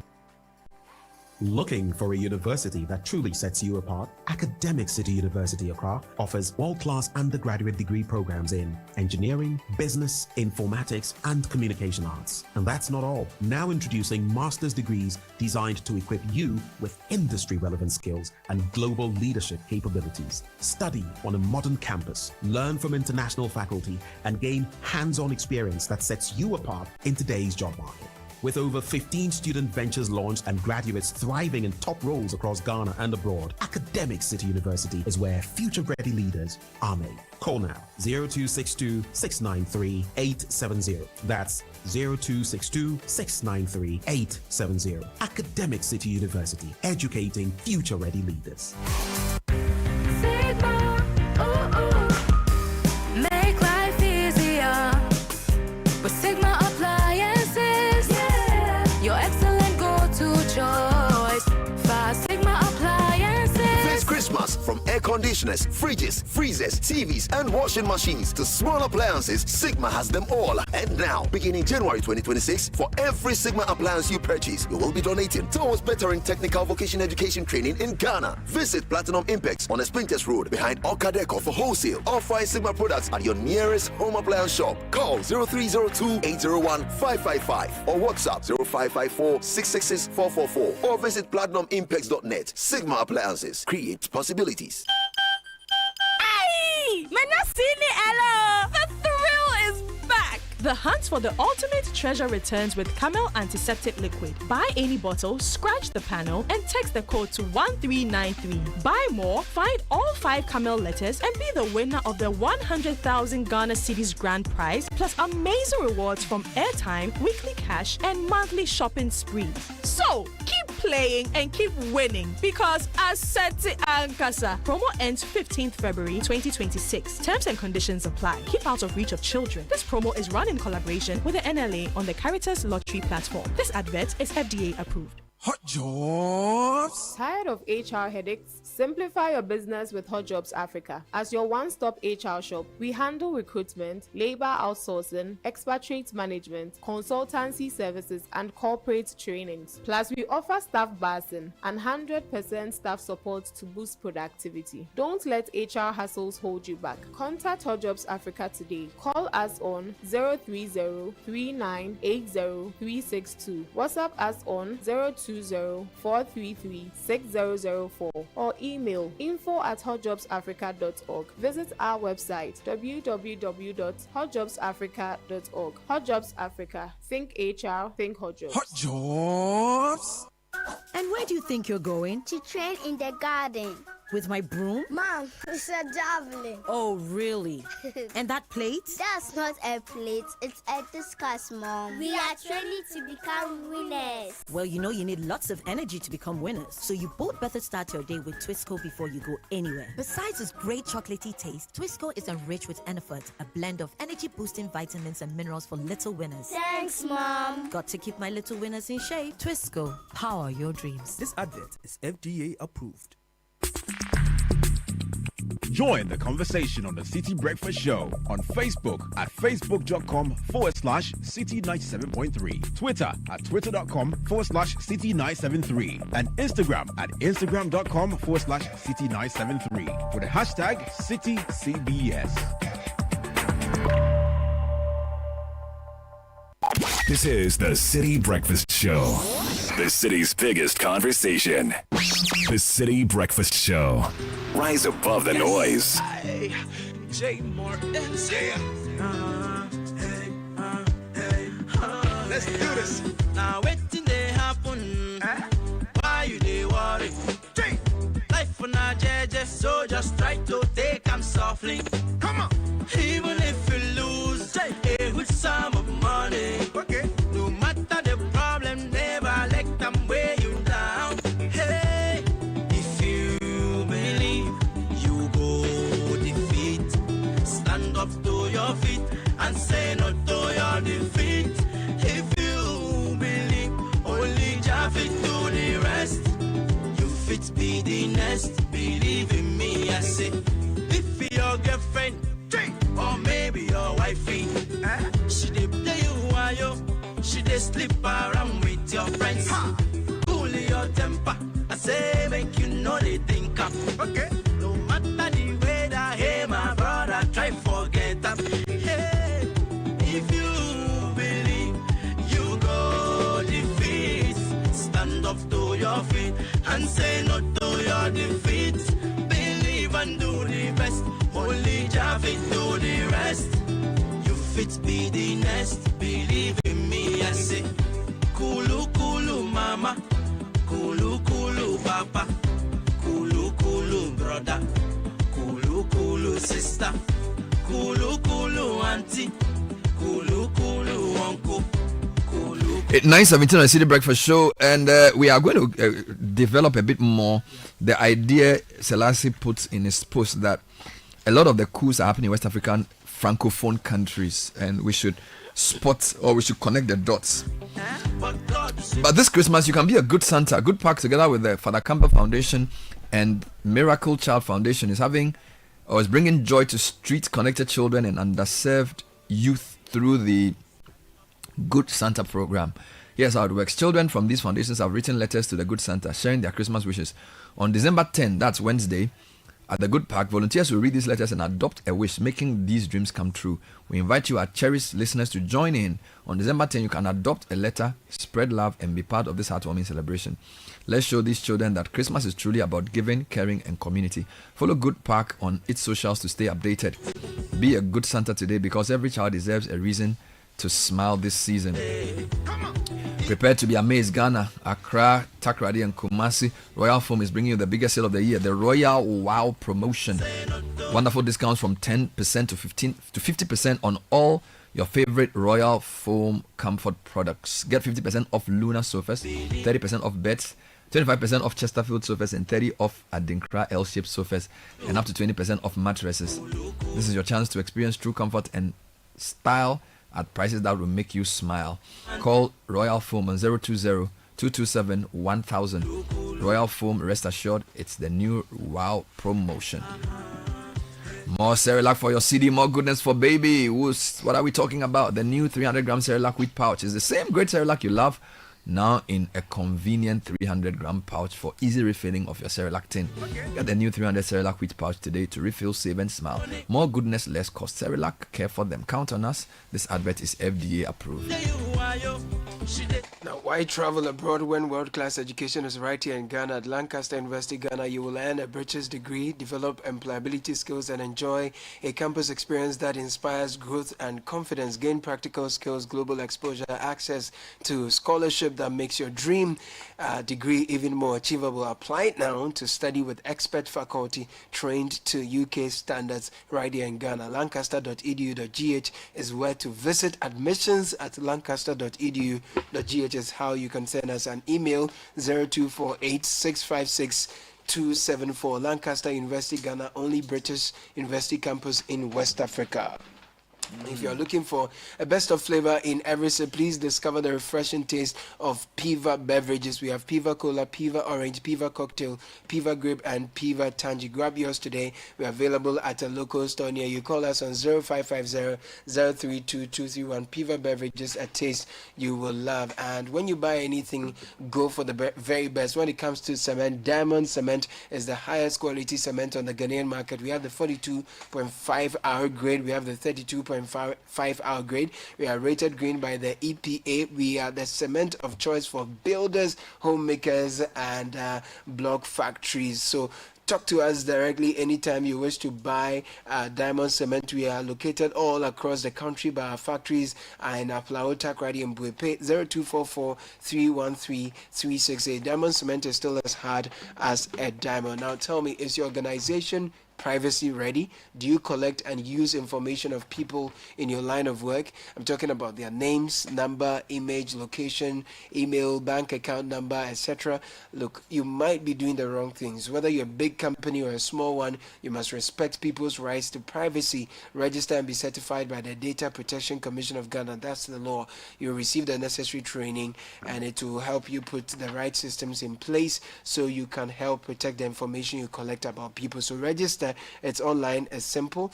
dataprotection.org.gh. That's how to register. Or call 0256 301 533 for assistance. Privacy is the responsibility of everyone. Remember, privacy is personal. All right, we'll read a couple more comments and then take the discussion further. I'm going to read portions of an opinion piece written by Howard French, submitted to the Globe and Mail. It's a Canadian publication. And this was in November. I got this article a couple of weeks ago. And his title is "The Moment the Post-Colonial Domination of Africa Finally Ended." And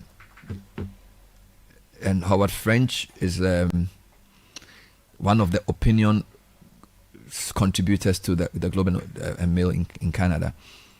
And then before I do the article, I'd like you to read a few of the quick comments. Good morning, Bernard. I think one of the causes of coups in Africa is that our leaders have taken us for granted for too long. So the generation that is coming now is eager to do anything just to gain freedom. And if our leaders don't change, this won't stop. Etonam said that. Ghana may be peaceful, but high cost of living is a factor. I was watching a video and a woman said Togo has better cost of living than Ghana upon all their instability. According to the women, rent is low, food is low, and security is better than Ghana. Something must be. Is it? Okay. Koku, while we are advising the cat, we must also advise the mouse. What business do politicians have in tampering with their constitutions after prior manipulation and packing of their courts? The people can discern parochial manipulation, Fred. Now, Howard French is a professor of journalism at Columbia University and a former New York Times bureau chief for West and Central Africa, among other places. His books include Born in Blackness and most recently The Second Emancipation, Nkrumah, Pan-Africanism and Global Blackness at High Tide. I'm just going to read 3 of the 14-page article, and I would advise listeners to get the rest of the article. But I think even the arguments in the first 3 pages and maybe the last page summarizes his overall view.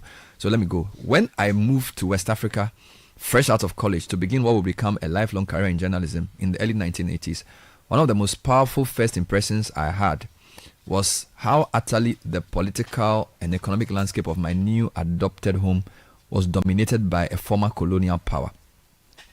The place I had moved to was Ivory Coast, and although it had its own flag, constitution and president, the country that was still its clear overlord was France, which made Ivory Coast a colony in 1893. By the time of my arrival, Ivory Coast had already been independent for 2 decades, but many of the major roads and boulevards in the bustling economic capital Abidjan still bore the names of French figures from the recent past, like former President Charles de Gaulle and Valéry Giscard d'Estaing. French quote technical unquote advisors occupied spacious offices next to the executive suites in all key government ministries. The families of French business people and coopérants or aid workers filled the best beaches along the palm-lined Atlantic coast on weekends. And the French Cultural Center remained the premier venue in the city's art scene, hosting screening of French films, book readings, and other performances. Even the currency, the CFA franc, was controlled by Paris, where all of the reserves owned by the former colonies that used it were required to be banked. As my work as a freelance reporter gathered pace, I began to discover another side of French-speaking West Africa. Traveling in semi-arid landlocked region known as the Sahel, whose countries were much poorer than France's coastal former colonies like Ivory Coast and Senegal, a world of vastly greater dependence on France than anything I had seen before was revealed to me. In nations like Burkina Faso, then still known as Upper Volta, Mali and Niger, the manner in which Paris held sway was far less subtle and involved fewer niceties than in the much more prosperous Ivory Coast. French budgetary support was the economic lifeline for those who governed the Sahel countries, and French troops garrisoned in the region were often the deciding factor in whether a local ruler could remain in power. This was brought home to me most powerfully in another Sahelian country, Chad, where France maintained a large military presence and had played an open role in seating and unseating leaders in the 1980s, and where the deciding factors were repeated armed interventions, some of which I covered. But early in this decade, something era-defining happened. Beginning on February 18, 2022, when Mali's ruling junta requested that French troops leave the country, quote, without delay, unquote. Each of these three core Sahelian countries, Mali was followed by Burkina Faso and Niger the following year, demanded that French troops leave their territory in short order, ending a long period of post-colonial domination. With this, rather than the date in the 1960s upon which they raised national flags, sang new anthems and swore in their own presidents for the first time, France's former colonies in West Africa should be thought of as embarking on their true journey of independence. And the results of their experience of autonomy and even defiance vis-a-vis Europe will be of profound effect for the entire region, one of the poorest and fastest growing in the world. Against the backdrop of my early experiences in West Africa, I also got to know the region's English-speaking countries. They could scarcely have been more different. Back then, young nations like Nigeria, Ghana, and Sierra Leone suffered plenty of instability and misrule, and lacked the surface veneer of Western-tinged cosmopolitanism that the French had brought to Ivory Coast. But their governments made their own decisions, both wise and foolish. For reasons of its own, Britain had never sought to perpetuate its hold on this region, and this gave independence in French-speaking West Africa a deeper, truer quality. Back then, plenty were those who thought that France's former colonies were poised to advance more quickly. But I had real doubts. Time alone would tell whether the advantages lay for Africans in their trade-off between real autonomy and continuing tutelage. Not many years later, the answer seemed much clearer to me. Francophone Africa is in profound disarray.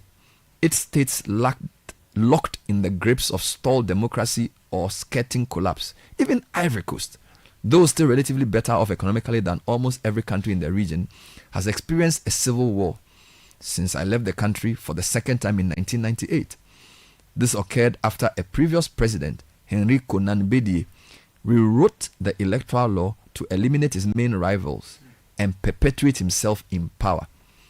After the war, which ravaged the country, he was eventually succeeded by one of those rivals, Alassane Ouattara, 83, who has employed much of his predecessor's old playbook, disqualifying rival candidates to assure that he could win yet another mandate. In late October 2025, by emphasis, this strategy secured an official score of almost 90% of the vote in an election whose cynicism has resulted in low turnout, but little prolonged domestic protest, and almost none from the international community. More immediately to the point, it delivered a fourth presidential term for the aging Ouattara, despite a prior constitutional limit of 2 terms. Let me repeat this because I don't think I read it well. After the war, which ravaged the country, he was eventually succeeded by one of those rivals, Alassane Ouattara, 83, who has employed much of his predecessor's old playbook, disqualifying rival candidates to assure that he could win yet another mandate. In late October 2025, this strategy secured an official score of almost 90% of the vote in an election whose cynicism has resulted in low turnout, but little prolonged domestic protest, and almost none from the international community. More immediately to the point, it delivered a fourth presidential term for the aging Ouattara, despite a prior constitutional limit of 2 terms. West Africa's English-speaking countries have by and large become much more mature democracies. Located right next door to Ivory Coast and comparably prosperous, rival political parties in Ghana have made the democratic alternation of power between themselves routine. Some of their recent elections have been decided by razor-thin margins without sparking strident disputation of the results, never mind the civil war.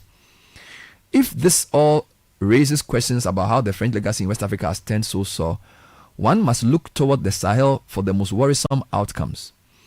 There, in some of the world's poorest countries, France has been totally repudiated. The Sahelian countries are in the grips of some of the world's most violent and persistent attacks by radical Islamic insurgencies. The main actors are shadowy regional affiliates of Al-Qaeda and Islamic State. Violence by insurgencies in the Sahel accounted for roughly half of the terrorism deaths worldwide in 2024, according to a survey by the Institute for Economics and Peace. Despite their dire situation, in recent years, the three countries that sit at the region's core, Burkina, Mali, and Niger, have each radically downgraded their relations with Paris, including the hosting of French soldiers, having decided that France, with its imperial reflexes and penchant for violent militarized solutions to challenges from Islamists, has little to offer them. Each of these countries, as well as Chad, which is further to the east, is now led by soldiers.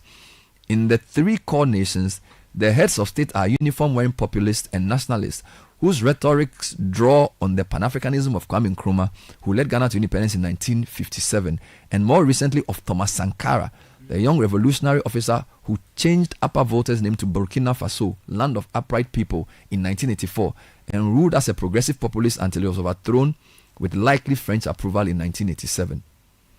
Readers may wonder why they should care about three usually little head from countries. Don't forget, this was written for a Canadian audience.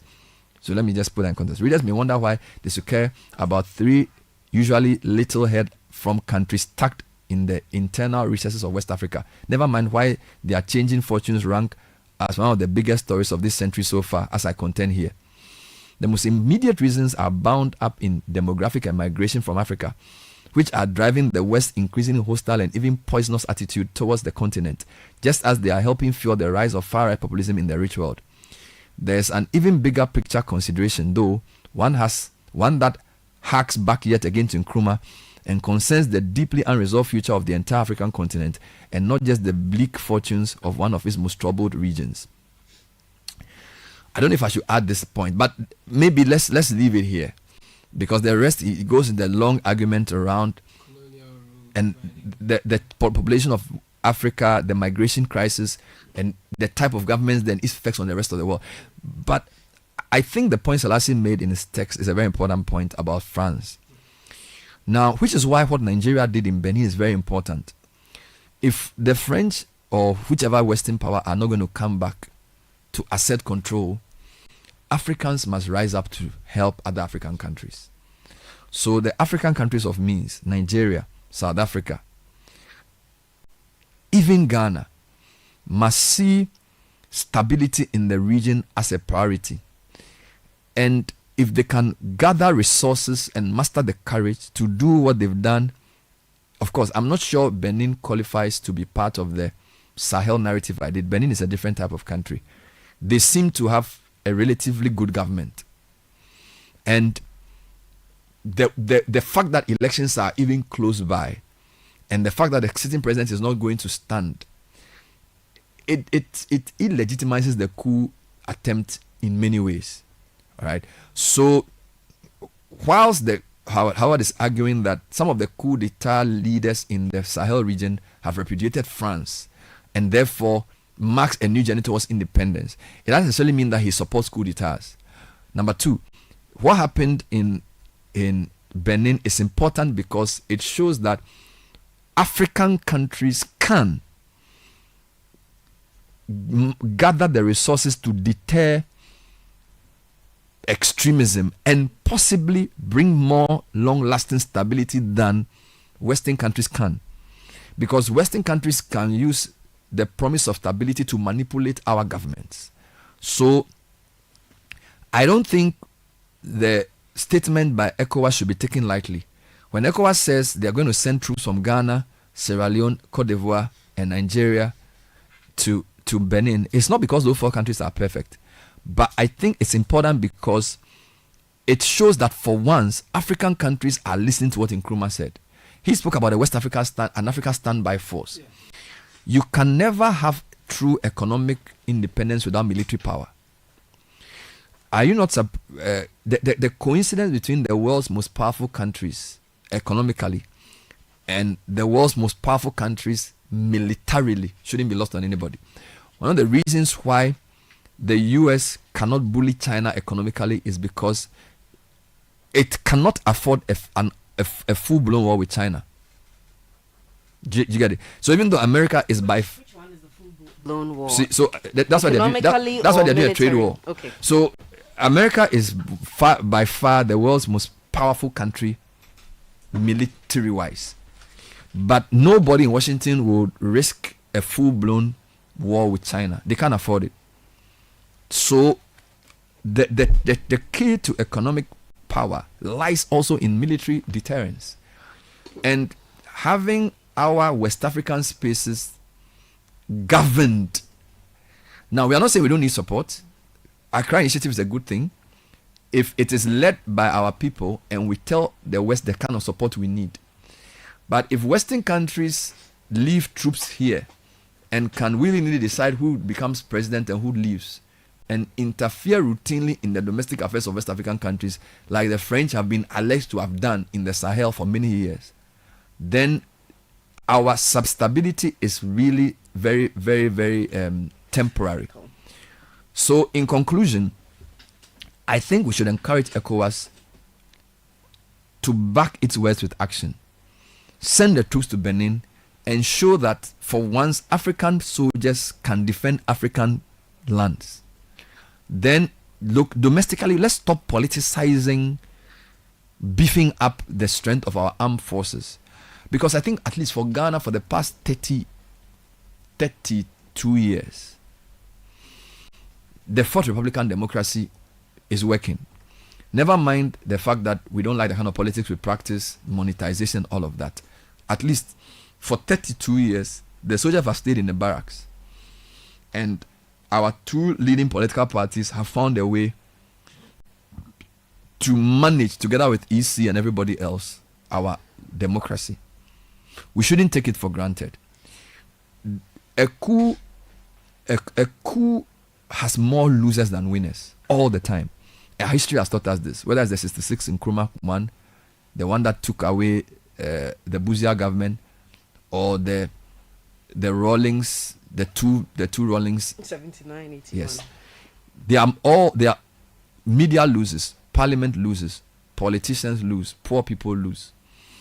So, and interestingly, we are discussing this on December 8th.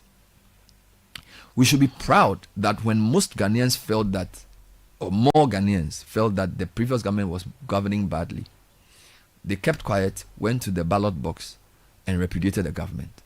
And they voted for a new government and gave it a very strong mandate. When the new government came, they said, both publicly and privately, that the nature of their victory even surprised them. And that they know that if they fail Ghanaians, they'll be voted out. Because despite all that the previous government did as an incumbent and its advantages, people went out to vote them out massively.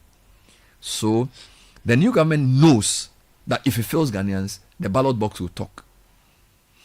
We should be proud of that and defend that. We should not stay there and say for that reason we developed and therefore nothing should improve.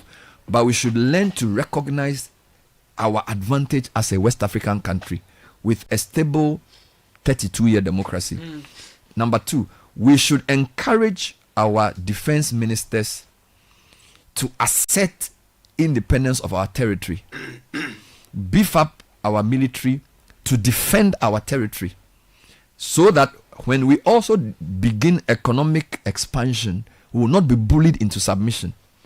Bernard, what if I told you that in all of Nigeria's intervention, there was some French support?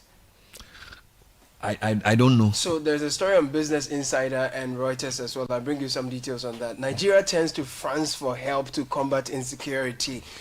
French President Emmanuel Macron says Nigerian President Bola Tinubu has requested increased support from France to tackle escalating violence across northern Nigeria. Okay. So some highlights. French President Emmanuel Macron stated that the Nigerian President Bola Tinubu requested increased French support to address northern Nigeria's escalating violence. The appeal follows concerns raised by this is United States. This is I'm coming, but there's some connection to the Beninois thing. Let me bring you what's on Reuters this morning that Nigeria seeks French support to combat insecurity. Yeah, but hold on. Yeah.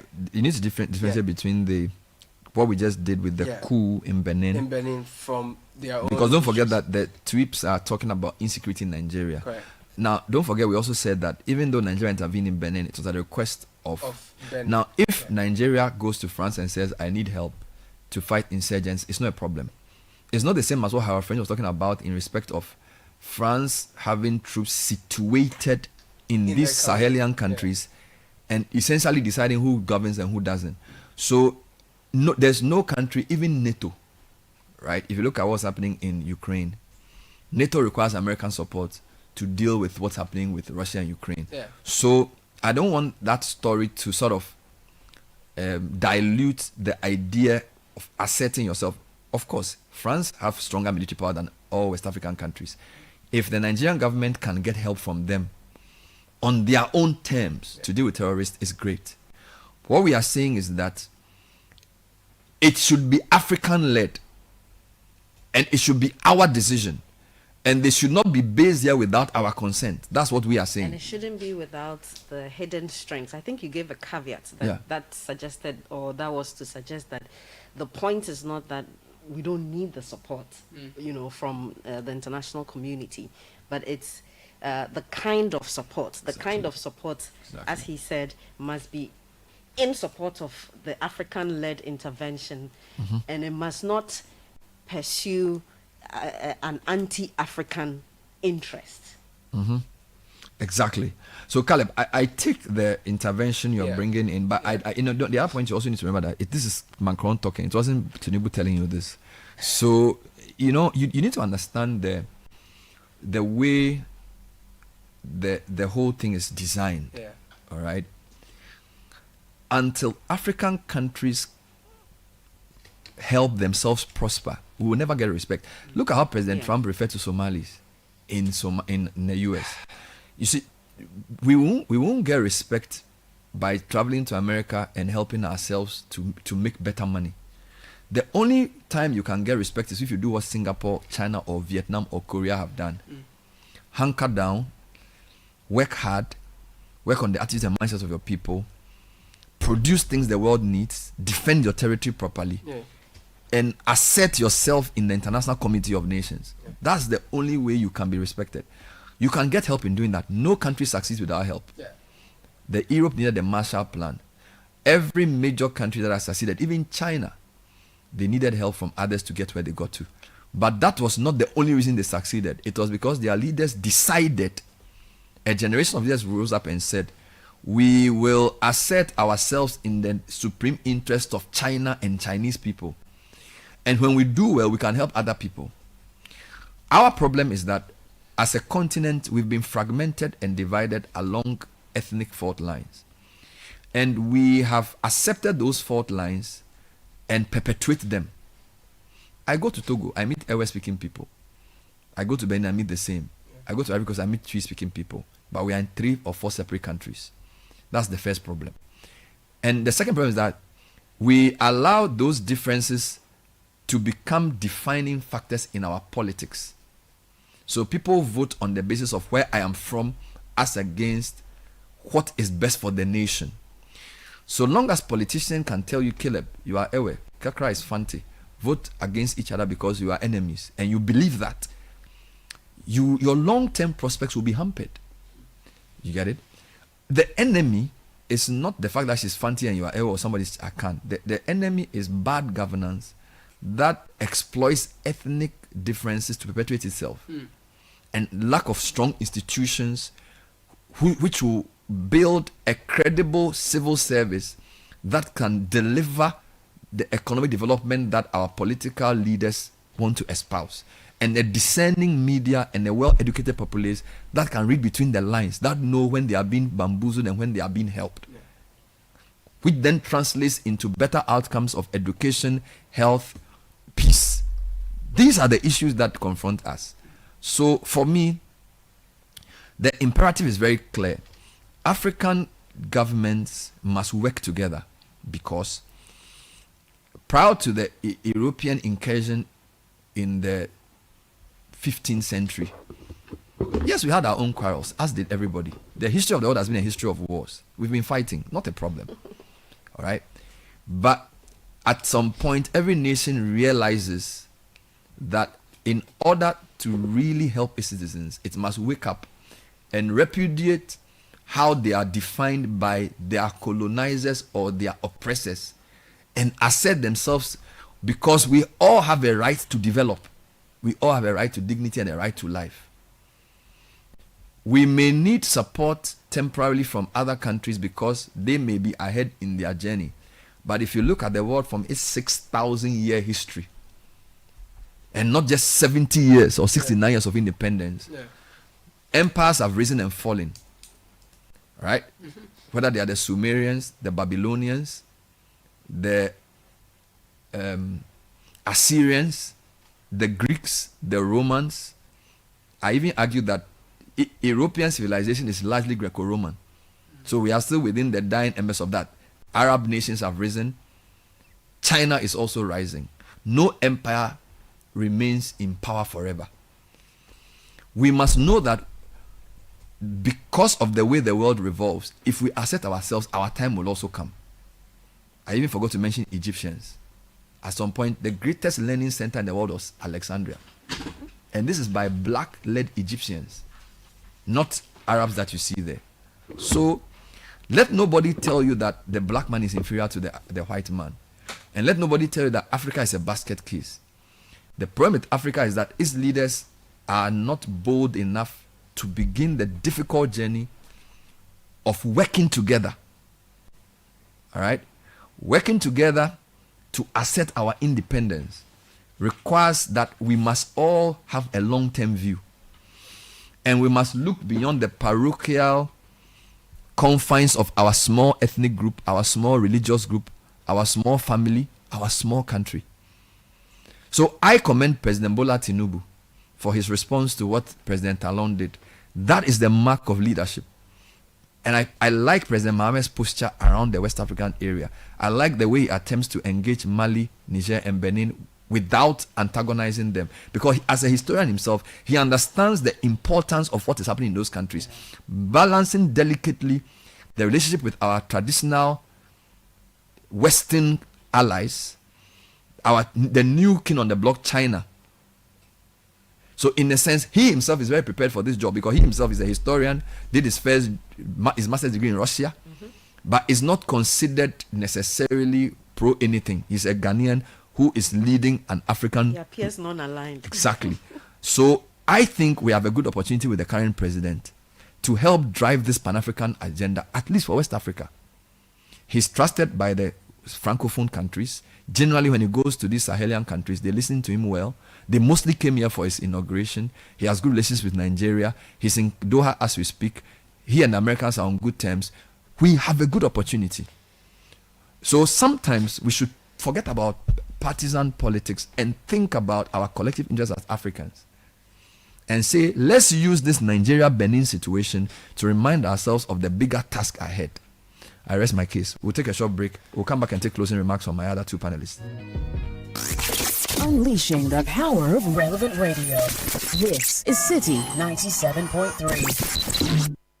Welcome to Valley View University, where academic excellence meets purpose. Admission is now opened. At Valley View University, we do more than educate. We shape character, nurture innovation, and empower you to thrive in the 21st century. Programs in business administration, nursing and midwifery, computer science and IT, theology, education, agriculture, which are more tailored to your needs. Our undergraduate and graduate programs are offered on weekends, weekdays, and a distance course to satisfy your mode of choice. Our campuses are located at Oibi in Accra, Kumasi in the Ashanti region, and Techiman in the Bono East region. Don't wait. Join us at Valley View University, where character meets competence. Apply today. Admissions are opened. You can apply now at www.vvu.edu.gh, or you can call us on 030-700-1567 or 030-70-11832.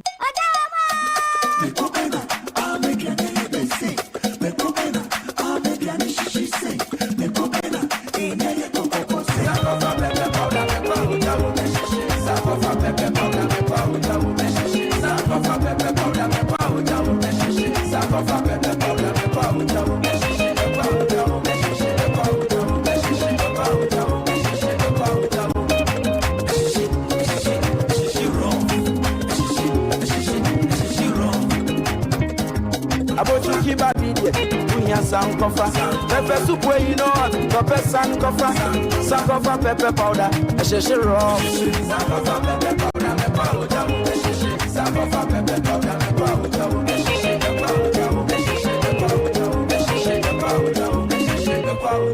sankofa pepper powder. FDA Aji Ejadi Nkrato Yatum. You don't say Premier League no get size, the passion, the goals, hey, it a be rough. And DSTV is giving premium customers the chance to watch a Premier League game live. All you need to do is to keep your DSTV premium subscription active from now till 15th December. Dial *759# and stand the chance to watch your favorite star play before your very eyes. This promo is brought to you by the NLA on the Caritas Lottery platform. T&C Supply. DSTV, your home of entertainment. OCM. If you're hungry and you know it, OCM. OCM. If you're hungry and you know it, OCM. OCM. If you're hungry and you know it and you really want to eat. If you're hungry and you know it, OCM. OCM. If you're hungry and you know it, OCM. OCM. If you're hungry and you know it, OCM. OCM. If you're hungry and you know it, and there's nothing in the fridge. If you're hungry and you know it, OCM. OCM. Your yard is yo. Your yard is yo. Your yard is yo. OCM. OCM cereals comes in 3 varieties: wheat, oat, and rice. Hello everyone, I am Sewami here. I love OCM, be it in the morning, afternoon, or evening. Ready to eat? This advert is FDA approved. No money and payday is 3 weeks away? How do I fix this? Bank loan, account setup, long process. Nah, forget it. Let me see if Fafa can help. That was Dada Joe before he called Fafa. Yes, Fafa from Bank of Africa can sort you out fast. From engine repairs to school fees or side hustle support, Quick Fix Loan from Bank of Africa is here for you. Call 030-224-9690 or chat Fafa at boaghana.com and take advantage of the Quick Fix Loan for salaried workers, offered at an unbeatable interest rate with no cash deposit required. Promo is now extended to 31st December. T's and T's apply. Hey, Fafa, wait here. Alpha Papa. Bank of Africa, as strong as a group, as close as a partner.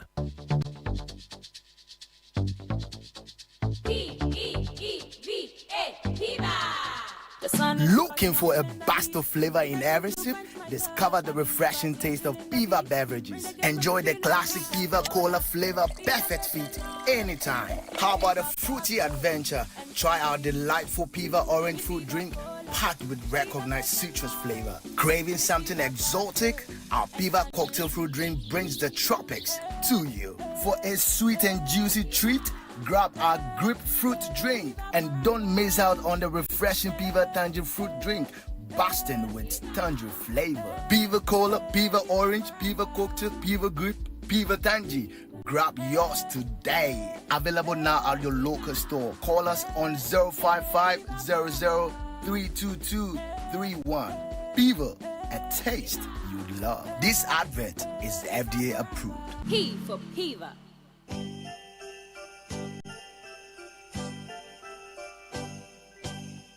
Ho, ho, ho.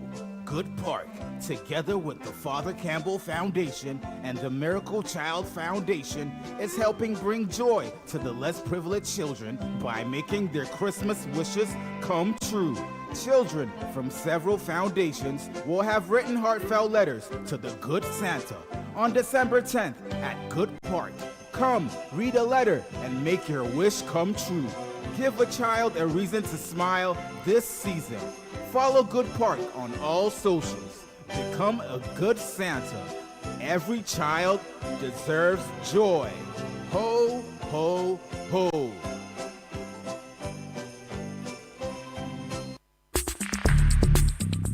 Join the conversation on the City Breakfast Show on Facebook at facebook.com/City97.3, Twitter at twitter.com/City973, and Instagram at instagram.com/City973 with the hashtag CityCBS.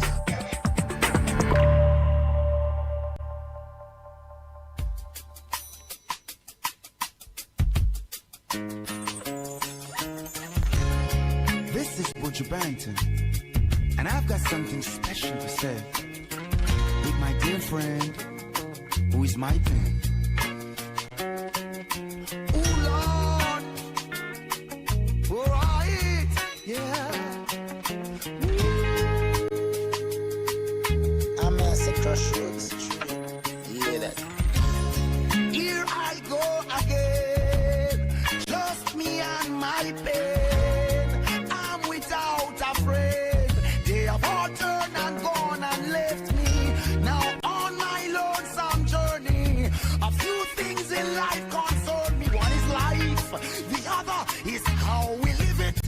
Yeah,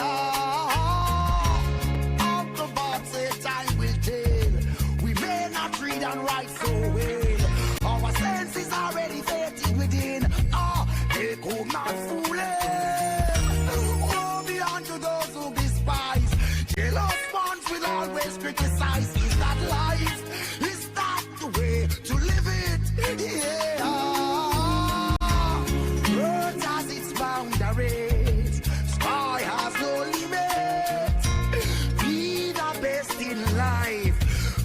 Everything in it. Let no one stand in your way. There's just one law to obey. That's morality. And protect your sanity. Oh, here I go again. Just me and my pen. I'm without a friend. They have all turned and gone and left me upon my lonesome journey. A few in life concern me. One is life, the other is how we live it. Whoa. And when all is gone and everything becomes plain, what it's all about is a fortune of there is justice, equality, and our human rights. I'm sick and tired of watching our children pay the price, Lord, Lord, Lord. They cry a solemn tear. So it's a minute and a half to end the show. It's been a long discussion around the Benin failed coup, the role of Nigeria in defending the current government of Benin, and the lessons of the instability in Sahelian Africa for history. Yeah, it's a lot to be said about the full article. It was 14 pages, we did only 3.5 pages. So I'm sure when the public gets to get the full details of the article, they will form their mind. But I think the point he makes is a clear point. I don't know if you agree with him largely. I mean, largely I agree with some of the points he made. I have my little disagreements. Perhaps I'll just touch on even the title, which is one of my disagreements, when he titles the article, "The Moment the Post-Colonial Domination of Africa Finally Ended." How would you have structured it? I would have structured it as the beginning Correct. of the end of post-colonial domination of Africa. I think it made it more attention-grabbing because usually, again, it's a Western audience and you have the context and the nuance, so you understand what it, but if you are like a Canadian reader of an article, it will catch and say, wow. Yeah. So, but you're right. If I even read what he wrote, your suggested headline is better.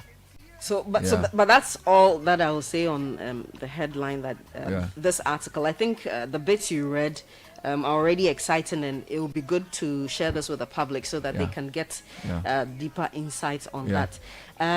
One more time, I would like to commend ECOWAS on what appears to be a commendable move.